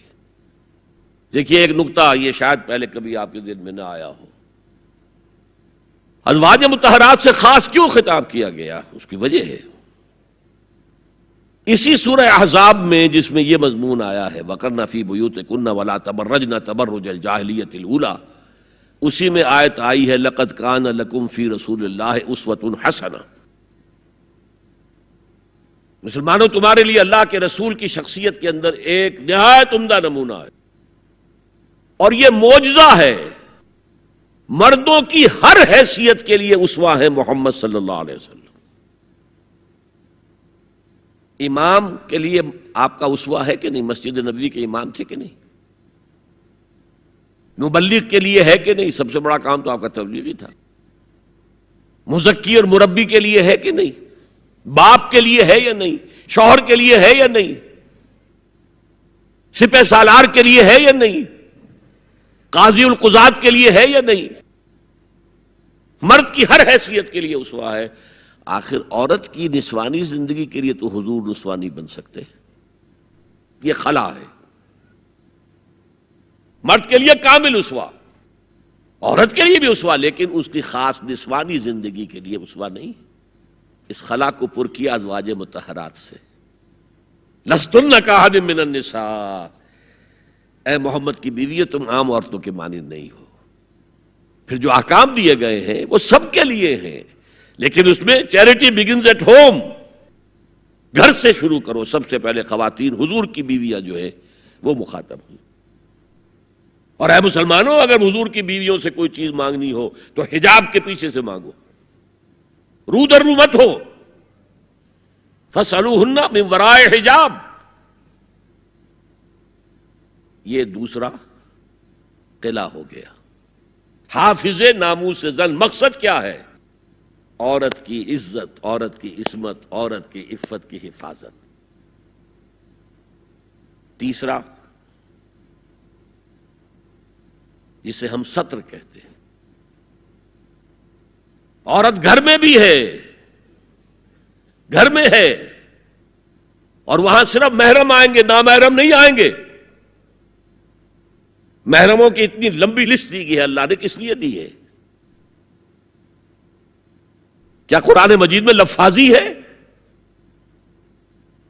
ایک ایک لفظ گنجینہ معنی کا طلسم اس کو سمجھیو جو لفظ کے غالب میرے اشعار میں آوے. غالب نے تو تعلی کی ہے، اللہ کے کلام میں تو یہ بات صحیح ہے نا.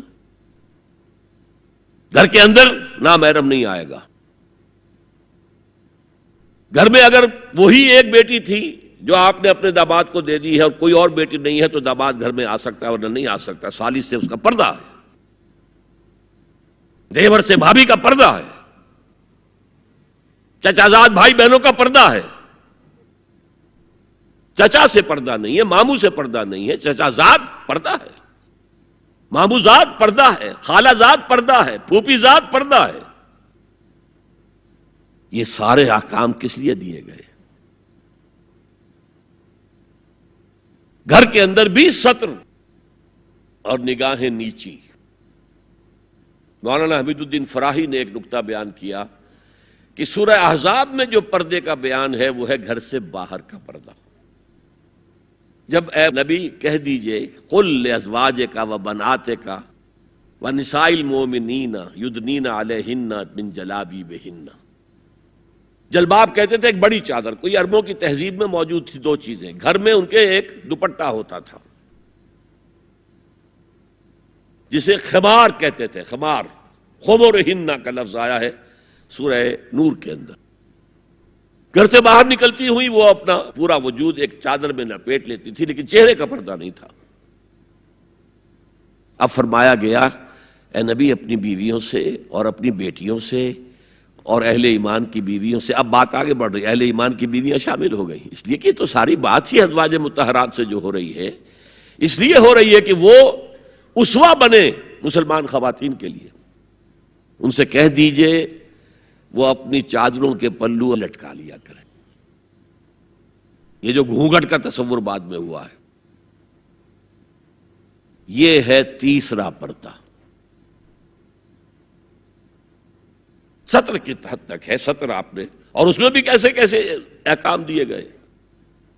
لباس وہ پہنو جو ڈھیلا ہو، تنگ نہ ہو، ٹائٹ نہ ہو، جو جسم کے نشیب و فراز کو واضح کر رہے ہو.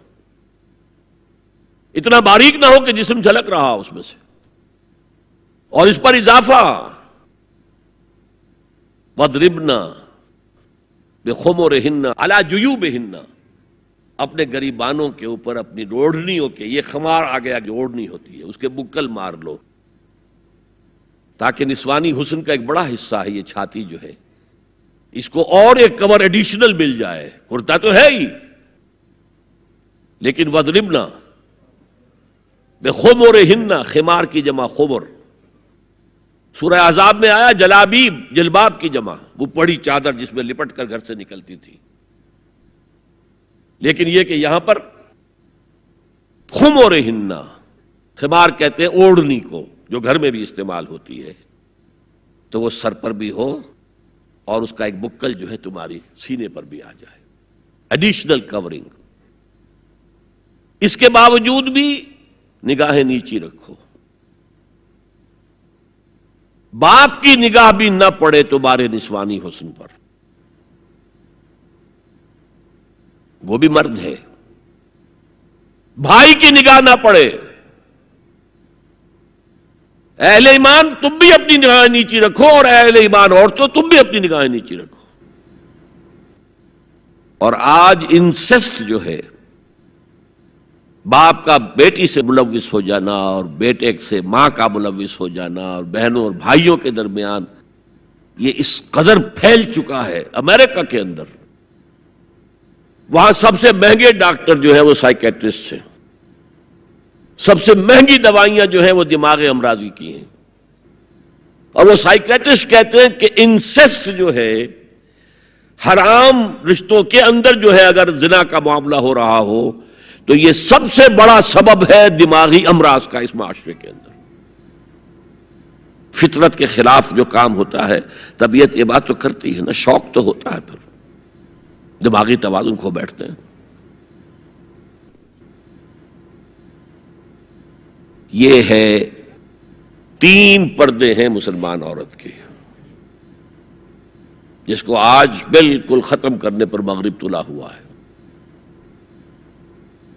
اس لیے کہ کسی بلی کی دم کٹ جائے تو وہ چاہے گی کہ سب کی کٹ جائے۔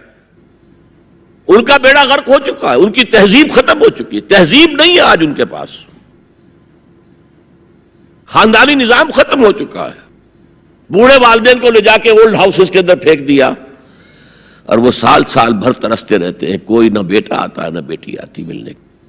بس ٹھیک ہے نا، ہم نے فریج دے رکھا ہے، سب کچھ سامان وہاں پہ ہوتا ہے، ٹیلی ویژن دے رکھا ہے، اپنا وقت گزاریں، اپنے بیٹوں بیٹیوں کو دیکھنا نصیب نہیں ہے۔ اب تو یہاں تک نوبت آئی ہے کہ پہلے کم سے کم یہ ہوتا تھا کہ کرسمس پر یقینی ہو جاتا تھا کہ بیٹا بیٹی ملنے آئیں گے، اب وہ بھی نہیں ہے۔ خاندانی نظام کیسے قوی ہوگا؟ لڑکا ایک خاص عمر کا ہوا، جاؤ اب نکلو گھر سے، اب جاؤ اپنی کوائی کرو اور کھاؤ، ہم سے معاملہ ختم ہے۔ لڑکی جاؤ، تو ظاہر بات ہے کہ لڑکا لڑکی بھی پھر وہی کریں گے، بعد میں اٹھا کر پھینکیں گے آپ کو، گھر میں نہیں رکھ سکتے، ہماری آزادی میں مخل ہوتے ہیں۔ تو معاشرتی نظام، میں نے آپ سے عرض کیا، پہلا اصول کیا تھا؟ تمام انسان مساوی، اور اس پر گواہی میں نے کس کی دی؟ شاتم رسول ایچ جی ویلز کی۔ اس میں ایک وضاحت رہ گئی تھی، جو تازہ ایڈیشن اب مارکیٹ میں ہے اس میں سے یہ پیسج نکال دیا گیا ہے جو میں نے آپ کو سنایا۔ جو نئے ایڈیٹرز ہیں ان کے حلق سے یہ کڑوی گولی نہیں اتری کہ ایچ جی ویلز کا یہ جملہ بھی شامل رہنے دیا جائے، نکال دیا گیا۔ تو ایسا نہ ہو کہیں آپ جدید کوئی ایڈیشن دیکھیں اور اس میں تلاش کریں، نہ ملے تو آپ سمجھیں کہ میں نے کوئی غلط بات آپ سے کہی ہے۔ لائبریریوں میں پرانے ایڈیشن مل جائیں گے، جائیے اور دیکھیے، a concise history of the world میں جو حضور کا چیپٹر ہے کھول کر پڑھیے، آپ کو مل جائے گا جملہ۔ Although the sermons of human equality, fraternity and freedom were said before also, and we find a lot of such sermons in Jesus of Nazareth, but it must be accepted that it was Muhammad sallallahu alaihi wasallam who for the first time in human history established a society based on these principles. اور یہ مساوات انسانی مرد اور عورت کے درمیان بھی ہے، فرق انتظامی ہے، سو نوٹ کر دیجئے۔ ایک دفتر میں ایک افسر ہے، ایک کلرک ہے، ایک چپراسی ہے، بحیثیت انسان برابر ہے۔ اس انتظامی سٹرکچر میں تو برابر نہیں ہے۔ آفیسرز کے اختیارات کیا ہیں، چپراسی کے کیا ہیں، کلرک کے کیا ہیں، حالانکہ ایز سٹیزنز آف اسٹیٹ برابر ہے، ایک ووٹ اس کا ایک ووٹ اس کا ہے۔ کیا آفیسر کے 4 ووٹ ہیں؟ چپراسی کا 1 ہے؟ نہیں، 1 ووٹ برابر ہے۔ As citizens of the state they are equal, لیکن جہاں کام کر رہے ہیں وہاں تو ایکول نہیں ہے۔ یہ فرق ہے کہ جس کو دنیا ایکسپلائٹ کر رہی ہے، حالانکہ اس سے زیادہ لاجیکل بات اور کوئی نہیں ہو سکتی۔ ایک خاندان کا ایک سربراہ، کسی انسٹیٹیوشن کا ایک ہی سربراہ ہوگا، وزیر 10 رکھ لے، پرائم منسٹر تو 2 نہیں ہو سکتے، پرائم منسٹر 1 ہوگا، نائب صدر 10 رکھ لے، صدر تو 1 ہی ہوگا۔ انتظامی ہے، یہ نہیں ہے کہ عورت گھٹیا ہے، نہیں، مرد اور عورت مساوی ہے۔ آج میں آپ کو بتاتا ہوں کہ کتنی بڑی سازش اس وقت اس نظام کے خلاف ہو رہی ہے۔ دجالی فتنہ جو ہے، دجال اکبر جب آئے گا، ابھی میں اس کی بات نہیں کر رہا ہوں، ایک علیحدہ ایشو ہو جائے گا۔ دجالی فتنہ آ چکا ہے۔ جیسے حضور نے ایک مرتبہ رمضان مبارک کی آمد سے قبل شعبان کے آخری دن خطبہ دیا۔ خطبہ کیا تھا؟ یا ایھا الناس قد اظلکم شہر عظیم شہر مبارک، اے لوگوں تم پر ایک عظمتوں والا اور برکتوں والا مہینہ سایہ فگن ہو گیا ہے۔ آیا تو نہیں ابھی، شعبان کا دن ہے، سایہ آ گیا ہے۔ یہ انگریزی کے محاورے سے بات سمجھ میں آئے گی، coming events cast their shadows before. اسی طرح وہ شخص دجال تو ابھی نہیں آیا، دجالیت پوری آ چکی ہے۔ اور میں اس کا ذکر کر چکا ہوں لاہور میں ایک تقریر میں، 3 لحاف. جیسے ملیریا کا جب حملہ ہوتا تھا، اب تو بہت کم ہو گیا ملیریا، تو جو سردی چڑھتی تھی، کپ کپی ہوتی تھی، ایک رضائی ڈال دیجئے، دوسری ڈال دیجئے، تیسری ڈال دیجئے، تو 3 رضائیاں یا 3 لحاف گلوب کے گرد لپٹ گئے. دجالیت کے 3 شیڈز. سب سے اوپر سیکولرزم، سیاست سے، ریاست سے، سیاسی نظام سے، معاشرتی نظام سے، عدالتی نظام سے، قانون سازی سے کسی مذہب کا کوئی تعلق نہیں. آج پوری دنیا میں سیکولرزم ہے، تمام مسلمان ممالک میں سیکولرزم ہے. یہ دجالیت کا عظیم ترین کارنامہ ہے. بات لمبی نہ ہو تو میں صرف عرض کر دوں، یہ یہودیوں کی ایجاد ہے. یہودیوں نے امریکہ کا $1 بل، $1 کا نوٹ جو ہے ڈیزائن کیا ہے. بینکرز تو وہی تھے نا، اور آج بھی اصل طاقت بینکرز کے پاس ہے. امریکی حکومت $1 کی جو ہے ٹریلینز آف ڈالرز کی مقروض ہے بینکوں کی، اور بینک یہودیوں کے. اس آپ نے کبھی دیکھا ہو $1 بل، احرام مصر کی تصویر بنی ہوئی؟ کیا تعلق ہے امریکہ کا احرام مصر سے؟ اوپر ایک آنکھ بنی ہوئی ہے، دجال کی وہ ایک آنکھ کانی. نیچے کیا لکھا ہے؟ آرڈس نووس سیکولورم، نیو سیکولر آرڈر ہم نے قائم کرنا ہے دنیا میں. یہ 1776 کی بات ہے، اور 1991 میں پہلی مرتبہ صدر بش کی زبان سے الفاظ نکلے تھے، اس کے باپ کی زبان سے، جو موجودہ بش ہے، بش سینئر نے. اب دنیا میں نیو ورلڈ آرڈر قائم ہوگا. اصل میں وہ کس کا خیال ہے؟ یہود کا ہے. This new world order is going to be Jew world order. اور جو ہے بالکل ایک مائنورٹی، مائنیوٹ مائنورٹی. کل دنیا میں 1 کروڑ یا 1.25 کروڑ یا 1,30,13,000,000 بس. تو اگر مذہب اور ریاست کا کوئی تعلق ہو تو ان کی کیا حیثیت ہے؟ اور جب مذہب ایک طرف رکھ دیا گیا تو برابر کے شہری ہے. یہ سیکولرزم اس لیے یہودیوں کی ایجاد ہے. پوپ کے خلاف بغاوت کروانے والے یہودی ہیں، پروٹیسٹنٹ مذہب پیدا کرنے والے یہودی ہیں، سود کی اجازت لینے والے یہودی ہیں. ورنہ جب تک پوپ کا اقتدار تھا یورپ میں، ہر طرح کا سود حرام تھا، یوزری بھی اور کمرشل انٹرسٹ بھی، دونوں حرام تھے. یہ لیا گیا ہے اجازت کیلوین کے ذریعے سے کتاب لکھوا کر. اور انگلستان نے پہلا ملک جو ہے جس نے بغاوت کی پوپ کے خلاف، وہ انگلستان تھا. چرچ آف انگلینڈ علیحدہ ہو گیا، پوپ سے اس کا کوئی تعلق نہیں، پروٹیسٹنٹ ملک بن گیا. پہلا بینک آف انگلینڈ پہلا ہے جو قائم ہوا ہے. اور شاید میں نے آپ کو بتایا تھا کہ علامہ اقبال 1905 سے 1908 3 برس صرف رہے ہیں انگلستان میں اور جرمنی میں، اور اپنی ڈاکٹریٹ بھی کر رہے تھے اور بیرسٹریٹ اطلاع بھی ہو رہا تھا. لیکن ساتھ ہی ان کا مشاہدہ اتنا گہرا تھا کہ انہوں نے دیکھ لیا تھا کہ فرنگ کی رگے جاں پنجے یہود میں ہے. اور اس وقت فرنگ کا امام کون تھا؟ برطانیہ. اب فرنگ کا امام کون ہے؟ امریکہ. اور اس کی رگے جاں پنجے یہود میں ہے. امریکہ کا کوئی صدر ہل نہیں سکتا. تو نمبر 1 تو سیکولرزم ایک لحاف ہے. نمبر 2 سود، جوا، منشیات کی ٹریڈ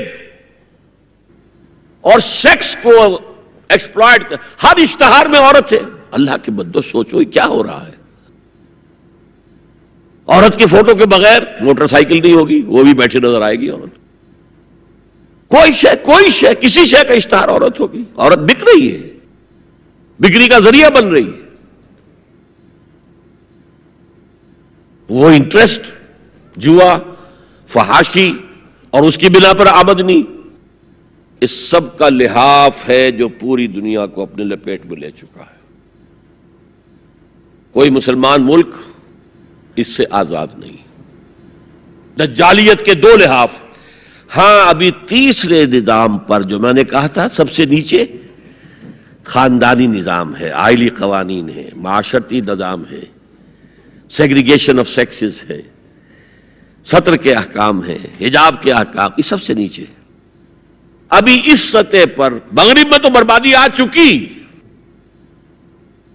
لیکن ابھی مشرق میں یہ خاندانی نظام کچھ باقی ہے. کچھ شرم و حیا کی بھی کوئی نہ کوئی قدر ہے، کوئی عصمت و عفت کا بھی کوئی معاملہ ہے. عصمت فروشی کو بھی برا کام سمجھا جاتا ہے، والدین کی خدمت کرنے کو بھی اچھا سمجھا جاتا ہے. یہ ویلیوز ابھی ہیں، ویسے تو پورے ایشیا میں ہیں لیکن زیادہ مسلمانوں میں. قرآن مجید میں 5 جگہ اللہ کے حق کے بعد فوراً والدین کا حق ہے. وَقَضَىٰ رَبُّكَ أَلَّا تَعْبُدُوا إِلَّا إِيَّاهُ وَبِالْوَالِدَيْنِ إِحْسَانًا. تیرے رب نے فیصلہ کر دیا ہے کہ اس کے سوا کسی کی بندگی نہیں کرو گے اور والدین کے ساتھ نیک سلوک کرو گے. اللہ کے حکم کے بعد، اللہ کے حق کے بعد والدین کا حق ہے. سورہ لقمان میں انشکر لی ولوالدیک، شکر ادا کرو میرا بھی اور اپنے والدین کا بھی. اور سورہ بنی اسرائیل میں تو کیا تفصیل آئی ہے. اما یبلغن عندک الکبر احدہما او کلاہما فلا تقل لهما اف ولا تنہرهما وقل لهما قولا کریما واخفض لهما جناح الذل من الرحمۃ وقل رب ارحمهما كما ربیانی صغیرا. اگر تمہارے والدین میں سے ایک یا دونوں تمہارے پاس بڑھاپے کی عمر کو پہنچ ہی جائیں، انہیں کبھی اف تک نہ کہنا، دل نہ توڑنا ان کا، چھاتی چوڑی کر کے بات نہ کرنا، ان سے کندھے جھکا کر بات کرنا، ادب سے گفتگو کرنا. قل لہما قولا کریما واخفض لہما جناح الذل من الرحمہ، اپنے کندھوں کو جھکا کر رکھنا. اور پھر کہنا، اللہ سے دعا کرنا، رب ارحمہما کما ربیانی صغیرا، پروردگار میرے ان والدین پر رحم فرمائیو جیسے کہ انہوں نے مجھے پالا تھا جبکہ میں چھوٹا سا تھا. تو خاندان کے نظام کو مستحکم کرنے کے لیے 3 ڈائمنشنز ہیں. جیسے ایک کمرہ ہے، چوڑائی ہے، لمبائی ہے، اونچائی ہے. پہلے تو شوہر اور بیوی کے درمیان بانڈ آف لو. اب یہ شوہر اور بیوی پیرنٹس بن گئے ہیں، والدین بن گئے، اولاد آ گئی. سیکنڈ ڈائمنشن ایڈ ہو گئی، ادب، عزت.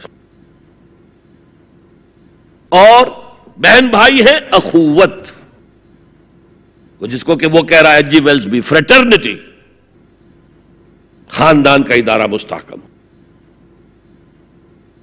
یہاں ایک نقطہ اور بیان کر دوں. لیگل لیول پر بیوی کے حقوق کم ہیں، شوہر کے زیادہ ہیں. الرجال قوامون علی النساء، سیدھی سیدھی بات ہے اور ہمیں ڈٹ کر کہنا چاہیے. یہ اس سے زیادہ معقول بات کوئی نہیں. کسی ادارے کے 2 سربراہ برابر کے اختیارات والے نہیں ہو سکتے. لیکن اخلاقی طور پر جو ماں کا حصہ ہے، باپ کا حصہ اس سے 1/3 ہے. قرآن مجید میں آیا ہے نا، حملتہ امہ وہنا علی وہن وفصالہ فی عامین ان اشکر لی ولوالدیک. اسے اٹھائے رکھا اس کی ماں نے اپنے پیٹ میں، کمزوری پر کمزوری جھیل. کمزوری تو ہو رہی ہے، اس کا خون چوس رہا ہے اندر، جھونک جو ہے وہ چوس رہی ہے خون اس کا. اور سب ماؤں کو تو اتنی نرشمنٹ موجود نہیں ہوتی کہ آپ پریگننسی میں اس کے لیے ضروری نرشمنٹ فراہم کر دیں. وہنن علی وہن، کمزوری پر کمزوری جھیل کر بھی اپنے پیٹ میں اٹھائے رکھا. وفصالہ فی عامین، اور پھر دودھ چھڑانا ہوا 2 سالوں میں. وہ جھونک جو ہے وہ پھر اس کی چھاتیوں سے چمٹ گئی. لہذا اس کا حق 3 گنا زیادہ ہے باپ سے. ایک صحابی حضور سے پوچھتے ہیں، حضور میرے حسن سلوک کا اولین مستحق کون ہے؟ فرمایا تمہاری والدہ. پھر پوچھا ان کے بعد کون؟ پھر کہا تمہاری والدہ. پھر پوچھا ان کے بعد کون؟ پھر کہا تمہاری والدہ. پھر پوچھا ان کے بعد کون؟ تو کہا تمہارے والد. 3 درجے.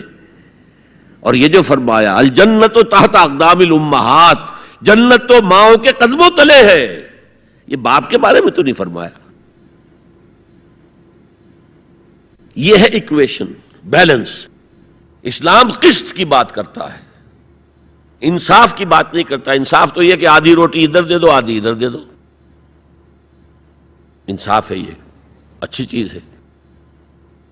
یہ قسط یہ ہے کہ بوجھ اٹھانا ہے تو جو زیادہ قوی ہے اس کو زیادہ بوجھ دو اٹھائے، اور جو کمزور ہے اسے کم بوجھ دو. یہ قسط ہے.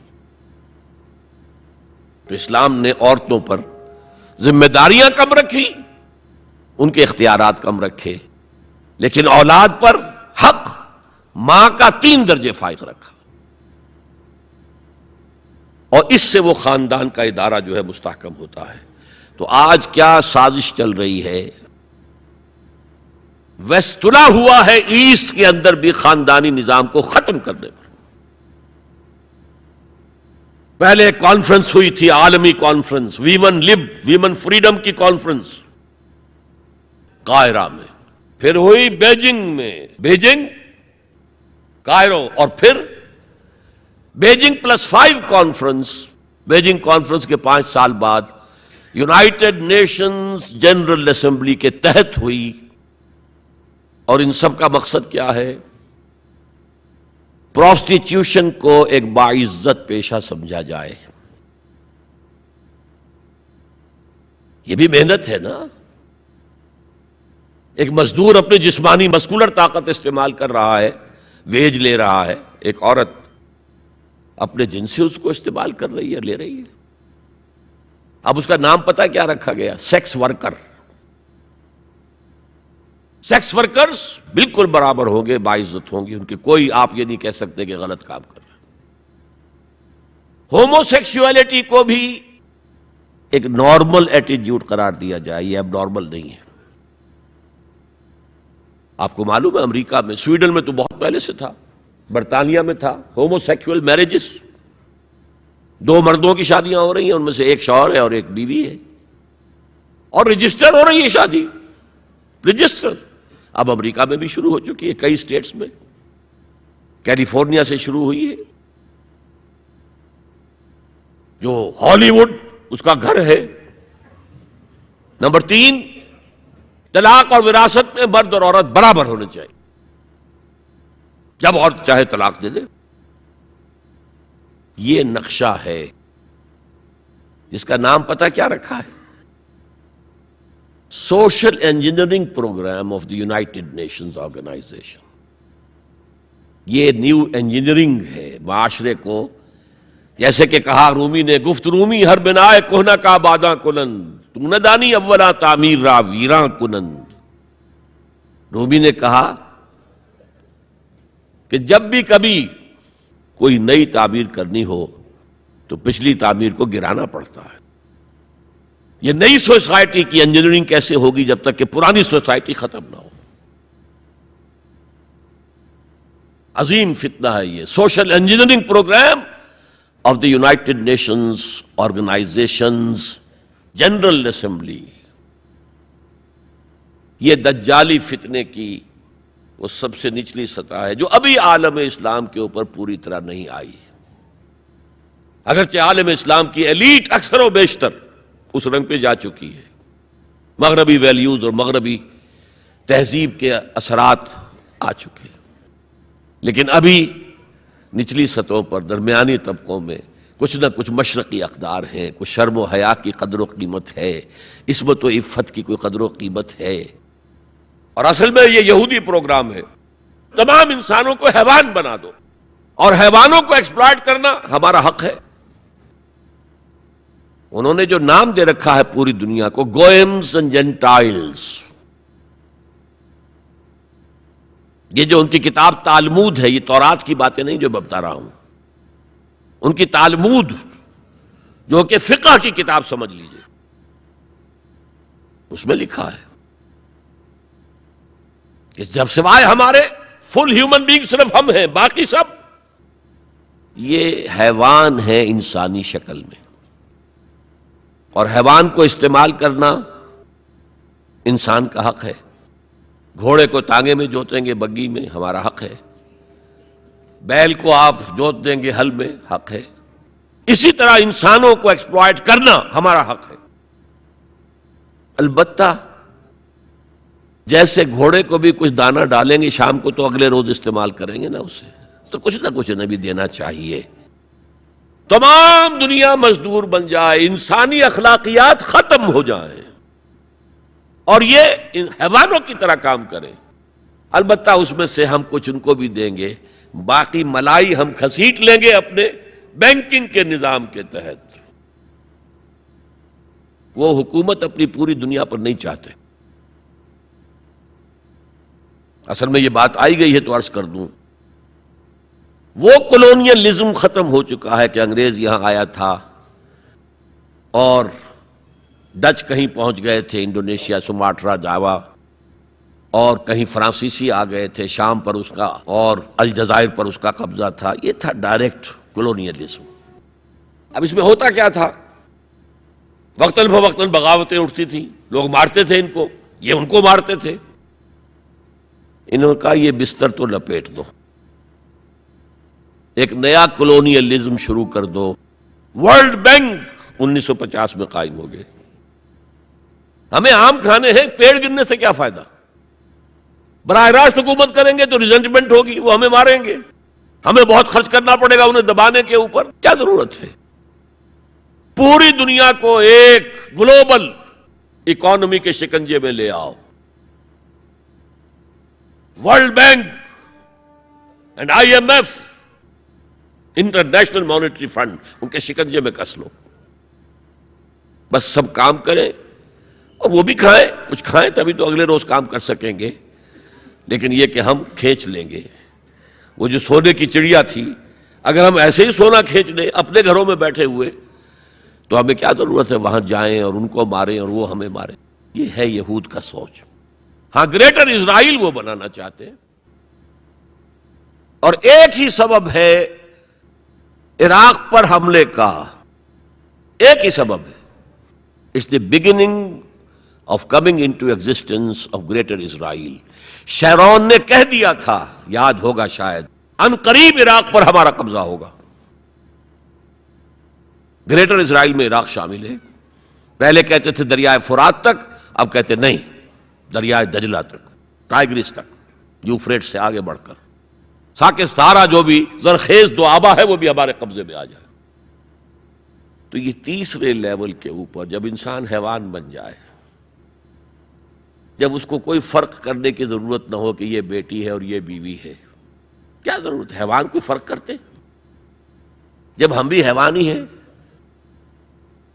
ڈارون کے نظریے نے حیوان بنا دیا تو حیوان کوئی فرق کرتا ہے ماں بیٹی اور بیوی میں؟ ہم نے خامخواہ اپنے اوپر قدغنیں لگا رکھی ہیں. گو ہیڈ، جس طرح بھی چاہو اپنی سیکشول ارتھ کو پورا کرو. زنا تو ان کے ہاں پہلے بھی جرم نہیں تھا، زنا بالجبر جرم تھا. اور اب تاریخ نے عجیب کرشمہ دیکھا ہے. مسلمان ملک ترکی ہاتھ جوڑ رہا ہے کتنے سالوں سے کہ ہمیں بھی یورپین یونین میں شامل کر لو. وہ بار بار ٹھوکریں مارتے، دفع ہو جاؤ. اب انہوں نے کیا کیا ہے؟ یورپین یونین نے کہا تمہارے قوانین میں سے یہ قوانین جو ہیں ہمارے تصور کے خلاف ہیں. 181 قوانین میں انہوں نے ترمیم کر دی. Let it become compatible with the European Union's laws. آپ کو معلوم ہے محاورہ ہے، round peg in square hole fit نہیں ہوگا، یا square peg in round hole fit نہیں ہوگا. اس کے چاروں کونے تراش دو تاکہ جا سکے. اور سب سے بڑا جو مجھے صدمہ ہوا، اتا ترک کے اس ترکی میں زنا کوئی قابل سزا جرم نہیں تھا. اب یہ جو پارٹی آئی تھی، یہ کچھ کہا گیا تھا، کچھ اسلامی ذہن کے لوگ ہیں، یہ ہیں وہ ہیں، انہوں نے ایک بل جو ہے اپنی اسمبلی میں پیش کرنے کے لیے تیار کر لیا کہ زنا کو بھی قابل تعزیر جرم قرار دیا جانا چاہیے. یورپین یونین والوں نے شور مچا دیا، ایک طرف ہمارے ساتھ آنا چاہتے، دوسری طرف یہ کام کرنا چاہتے ہو، انہوں نے فوراً اپنا وہ بل واپس لے لیا۔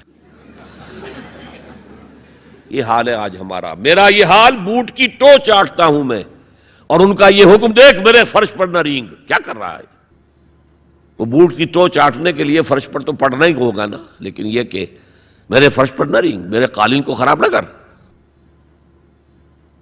اس تیسرا معاشرتی اور سماجی نظام کا معاملہ ہے کہ جو اس وقت ان کا ٹارگٹ ہے۔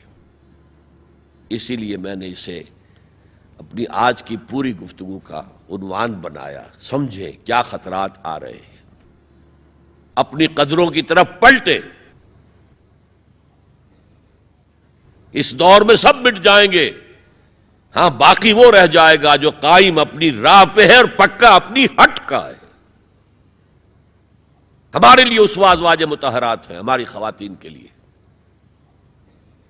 ان کا اختیار کیا جائے، ان کا نقش قدم پہ چلا جائے، اور پورے سماجی نظام کو، پورے معاشرتی نظام کو ان اقدار پر اٹھایا جائے کہ جو قرآن مجید نے ہمیں دی ہیں۔ یہی ہمارے لیے نجات کی راہ ہے۔ اقول قولی ھذا واستغفر اللہ لی ولکم ولسائر المسلمین والمسلمات۔ هي الحلقات تحفظني بآيات من القرآن، هي الحلقات تملأني بحب المصطفى العدنان، هي الحلقات تحفظني